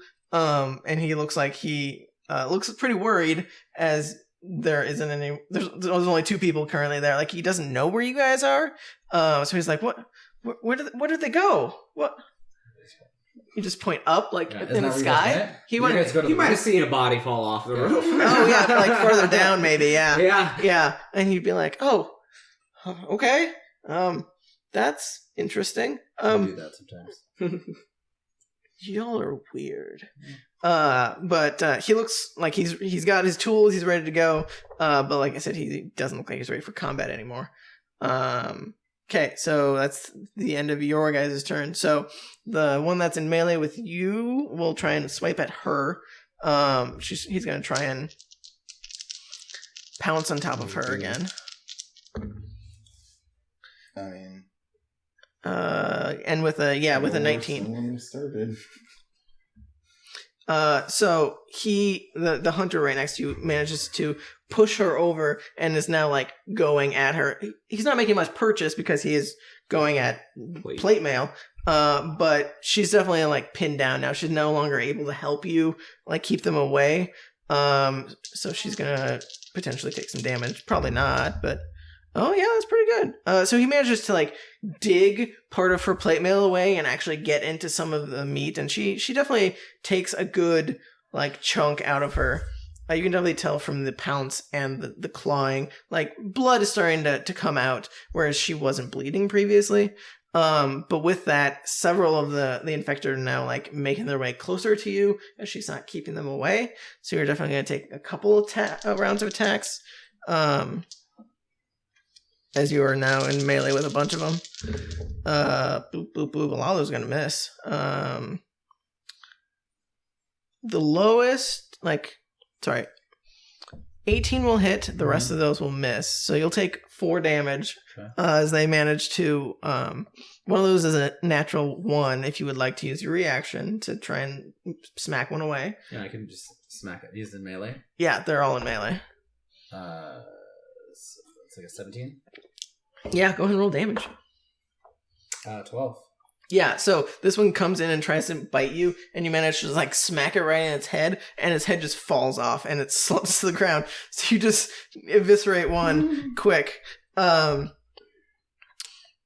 So that was your action. That was them attacking you. Okay. And you guys already we're fine. You guys already attacked, right? Oh, you guys are still up top. What are you guys doing? There would still be more houses definitely for you guys to keep going if you want to follow this. On our side, does it look like there's more of the... I mean, you're probably getting close to the next road, so there'd be a little bit of you'd have to like climb down. You probably can't make that jump. But there would be more of these creatures on top of the roof. Some of them are some of the ones dripping bile, not necessarily intestines out of their mouth, that seem to be like spitting down at people, were creatures and other humanoids. You would see because you're much further down now and past the smoke. There does seem to be a older woman, and I gotta find an older woman in gray robes with black stripes and a hood.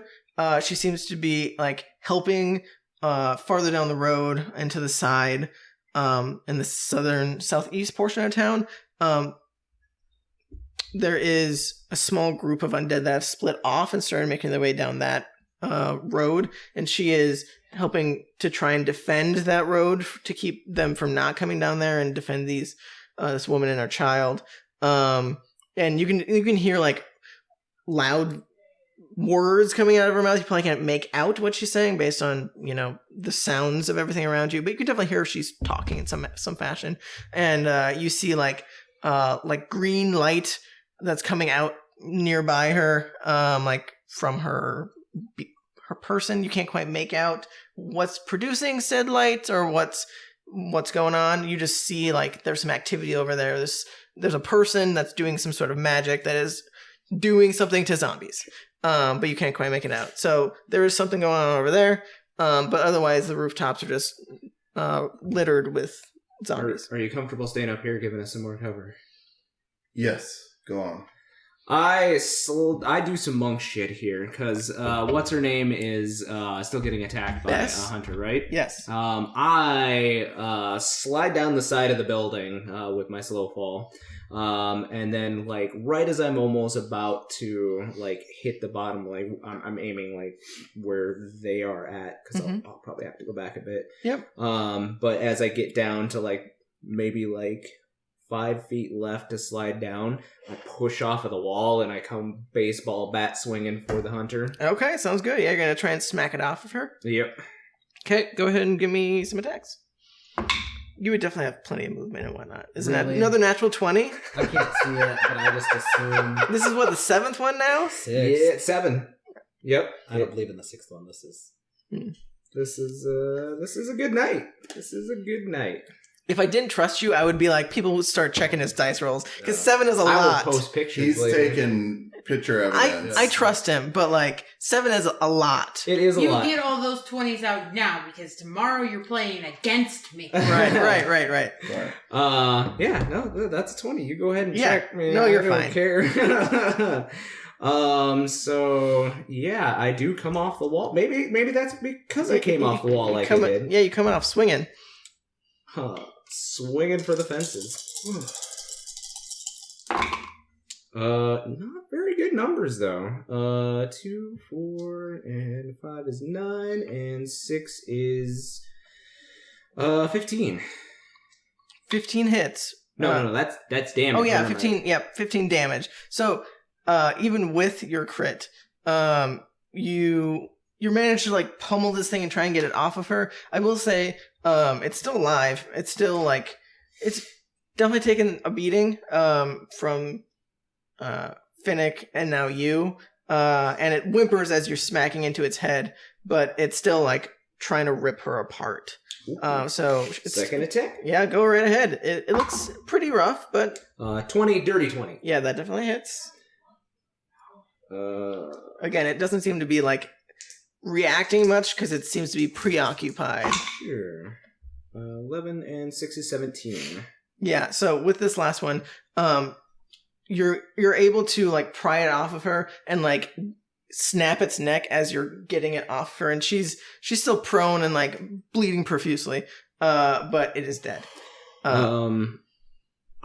If you'll allow it, I'm going to use my last charge for some fury blows at the. I'm going to try to like push the line back from her as I kind of move over her, so she can have movement to stand up and right herself. Yeah, she would definitely start getting swarmed if not. Yeah, so I'm going to use my last charge on the necklace. 2 flurry of blows. Okay. And make 2 more attacks.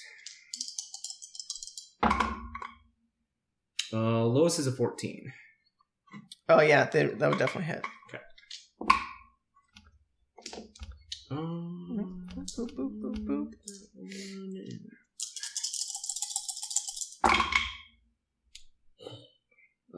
5, 6, 7, and 14, and 12 is 26. Yeah, so you managed to like you put your staff down for a second and you manage to kick a couple of them right in the stomach, and your foot just goes through them. Like, and with that, like, it's Kicking just paper mache. Yeah, like you kick your foot through them, and it's just like stuck on your foot. You have to like shake it off, as it's like do the stanky leg. Yeah, right. As it's like trying to get off of your foot, and you just stomp its head, and it stops moving. But you managed to smack another one with your blows and kill 2 more. To give her a little bit of breathing room, not much, but you did at least some good. She's not going to get immediately swarmed. She still might. What are you doing? I think I'm looking down on this, and I'm going to from my angle. What's my range roughly? Are you going for the undead, or are you going for the people on the roof? I'm going for down on the ground where he's at. You can definitely hit anything that he's like with Toll of the Dead. 20 feet down. Yeah, like, are you going for range attacks? Or are you going for magic? Well, that's what I'm trying to figure out. You can definitely get it with range attack if you're going for that. Okay. Yeah.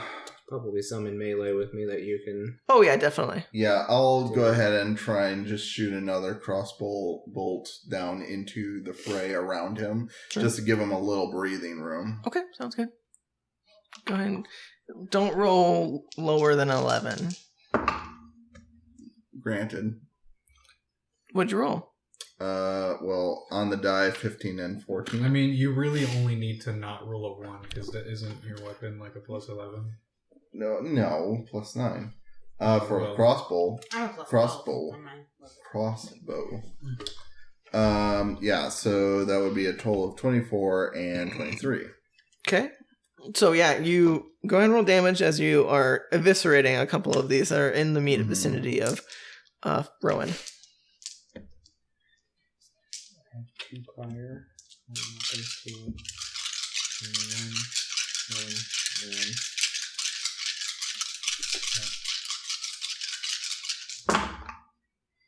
Okay. 10. That's 12, so 22 plus 5 is 27 damage. Yeah, so you manage to snipe down at a couple of them, and the angle you're at, you get the very tip of one of their heads, and it goes through it and like impales another one in its chest, and 2 of them just like fall over right in front of Rowan. So you gave him a little bit more breathing room for Bess to stand up. Is that both your attacks? Yes. Okay. So that's the end of your guys' turns. Bess standing up for her? Yes. She'll like reach up for you to help her get up. But she's looking pretty fucked up from that one hit. But she just wipes her chin quick. As you guys can see, she was definitely coughing up blood a little bit, but she reaches down and grabs her pole arm and looks like she's ready, but you can't see her emotion, but she definitely doesn't seem happy. But that's gonna be everything for her to stand up and grab a weapon. she's not able to really get at any of them, I'll say. As they start to like swarm in a little bit more. The one up on the roof is going to try and... Did you take your turn? I think I did before you guys did, yeah. Yes. Yeah. Yeah, because Was it a new round? you went after the hunter, right? Yeah. Yep. Oh, okay. I didn't know if that was still the same round. Yep. I think it was. He is the one on the roof that you cut its tongue is going to try and hit. I think it's going to try and hit you actually because you try and you cut its tongue. So let's see. Ooh, 17 does hit you.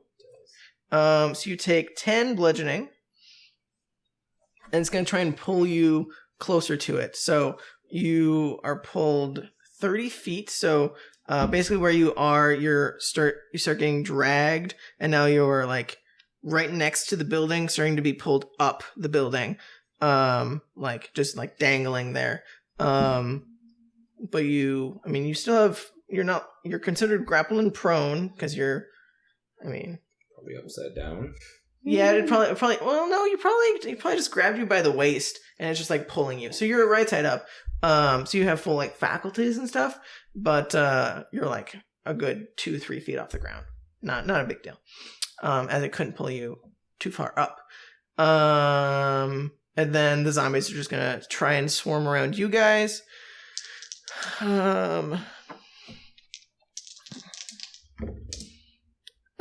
Chatz, I'm assuming a 14 doesn't hit. No, it does not. And then Chatz isn't. I'm on the yeah, roof. you're on the roof. That would 14 against you would not hit. No. And then that's even worse. That's a 12. Yeah, so you definitely dodge several of the attacks. I'll just do another couple since you're the only one really in melee. That's only a 17, which does not hit you. So yeah, you managed to miraculously dodge all of the attacks. You do see Aelor coming from behind you with his pack, and Bess is like now ready to stab at some of them. But again, she's looking pretty hurt. That's all of them, I think. So what are you guys doing? You see Finnick start to get pulled away. In my brain, I'm like, Toll the Dead can you handle it? on his tongue guy. Okay, let's see if he can. Oh yeah, he fails. Go ahead and roll damage. Right, and he cut his tongue? Yeah. So Previous he's damage damaged? to him. He's definitely damaged, yes. All right. That's a D12 for them. Yep. Oh my god, 3d12? Yes. Yeah, Toll Dead gets real good. Toll Dead's good. Yeah. All right. Oh, that's cocked. It's penis. Okay. That one doesn't count. It's all right. It's lost to the gods. It was a 12. No, it was only one. Okay, so 16 plus 6, 22 damage to him.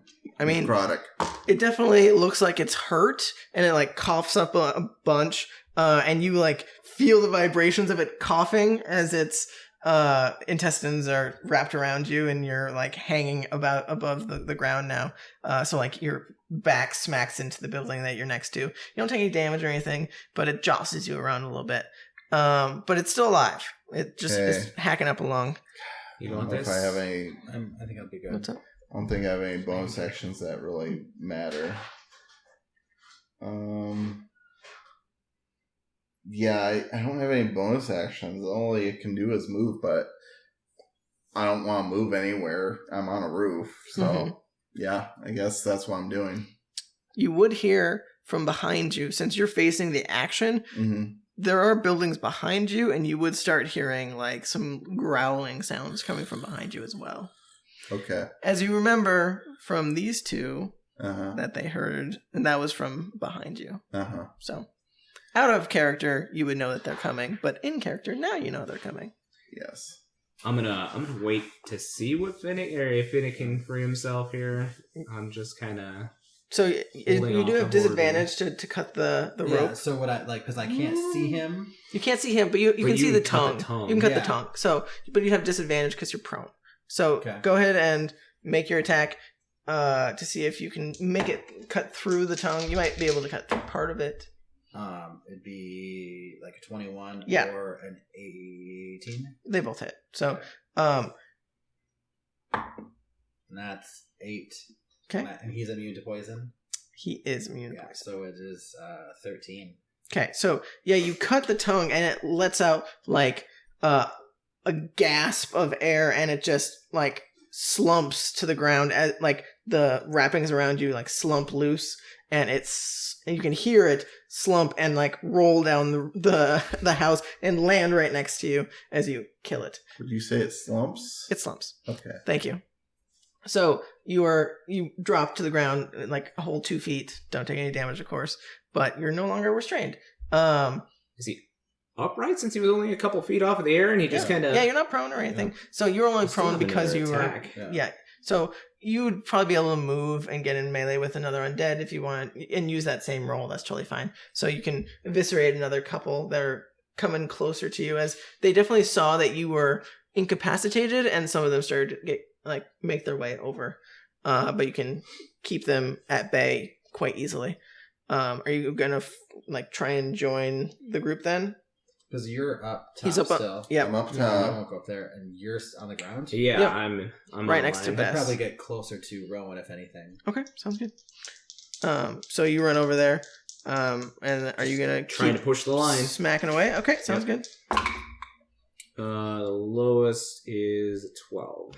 Okay, yeah, it definitely hits. Barely, but yes. 12 is kind of close. That's the bare minimum I can roll without it being a crit fail. I figured. I mean, these things are not meant to be hard to hit. 9, 13, 19, and 12 would be 31. Yeah, so you take out your staff and you just make a wide arc and just smack them across the heads, and they just like Three Stooges smack into each other and just crumple to the ground. So you're helping pave the way a little bit as Aelor is coming up behind you guys now, as he realizes you guys are trying to pave a path for him. Are you doing anything else? I mean, just trying to clear a path to the gate for him. Did you use your bonus? Did you use your bonus action as well? I can't do anything with my bonus actions because I do not. Well, I guess you know what You have your unarmed strike, right? Huh? You have your unarmed strike. You can do as your bonus action. Not a flurry of blows, but you just have a straight unarmed strike, right? Can't you do that? Because you can't just do a straight unarmed strike. Because you have your 2 attacks, then you have your bonus action that you can do an unarmed as long as you attack with. Yeah, sure. That's what we'll do then. Sounds good. 20. Yeah, that definitely hits. So go ahead and crack another couple skulls. 9.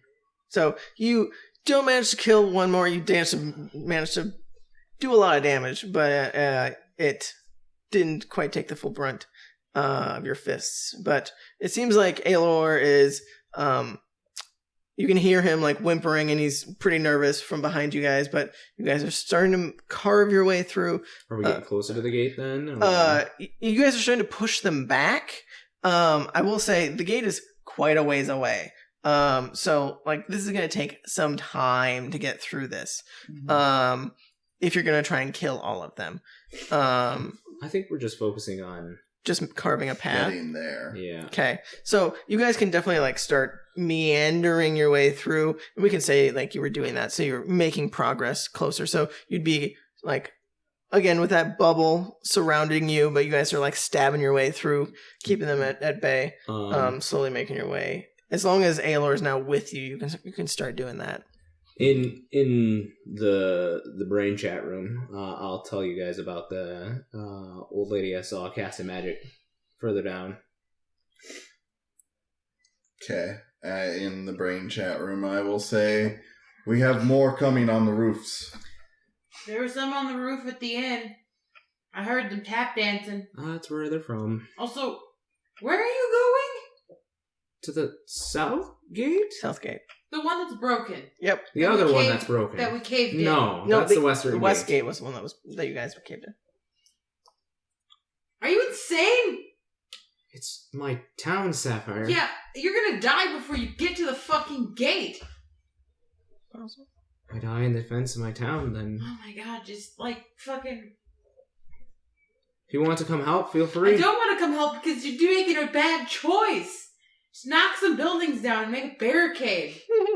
Knock buildings down with what? I don't fucking... Monk shit. I like that this is... I don't think my monk shit will allow me to knock buildings No, down. unfortunately. Huh? Have you Have you tried? tried? So, did you guys want to do anything while you guys are hanging out? It's probably been close to like 30, getting close to 40 minutes. You guys have almost completed your short rest. They're gonna die. Do you think that they're making a good choice? I think they're fine. If they believed that they didn't have a chance of making it, they would have come back. I don't believe that at all. Rowan was gonna stay and defend the gate that was crumbled.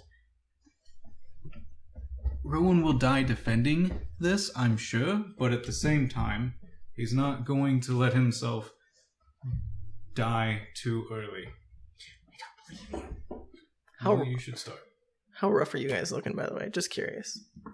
Health-wise. Also, 24.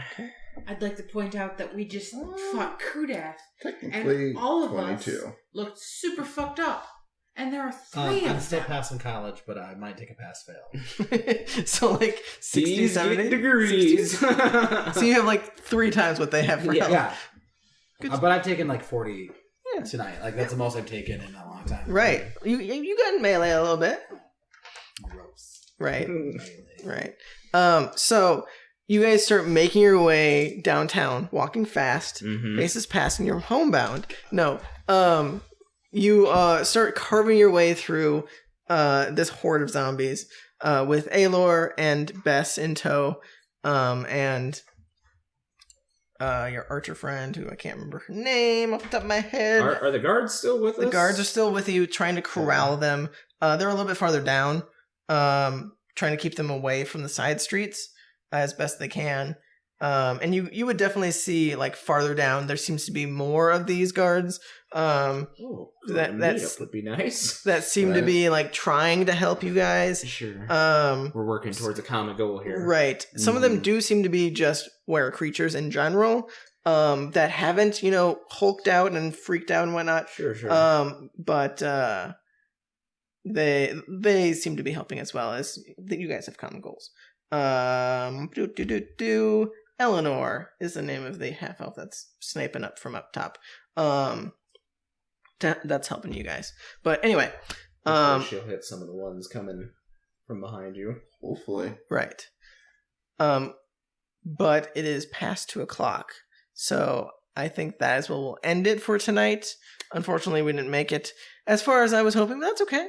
You guys are making your headway. You're helping the town. Okay.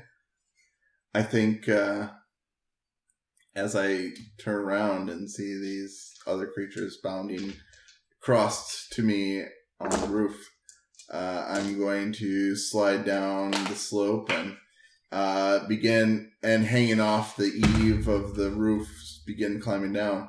And that'll be our cliffhanger. Oh, I love you.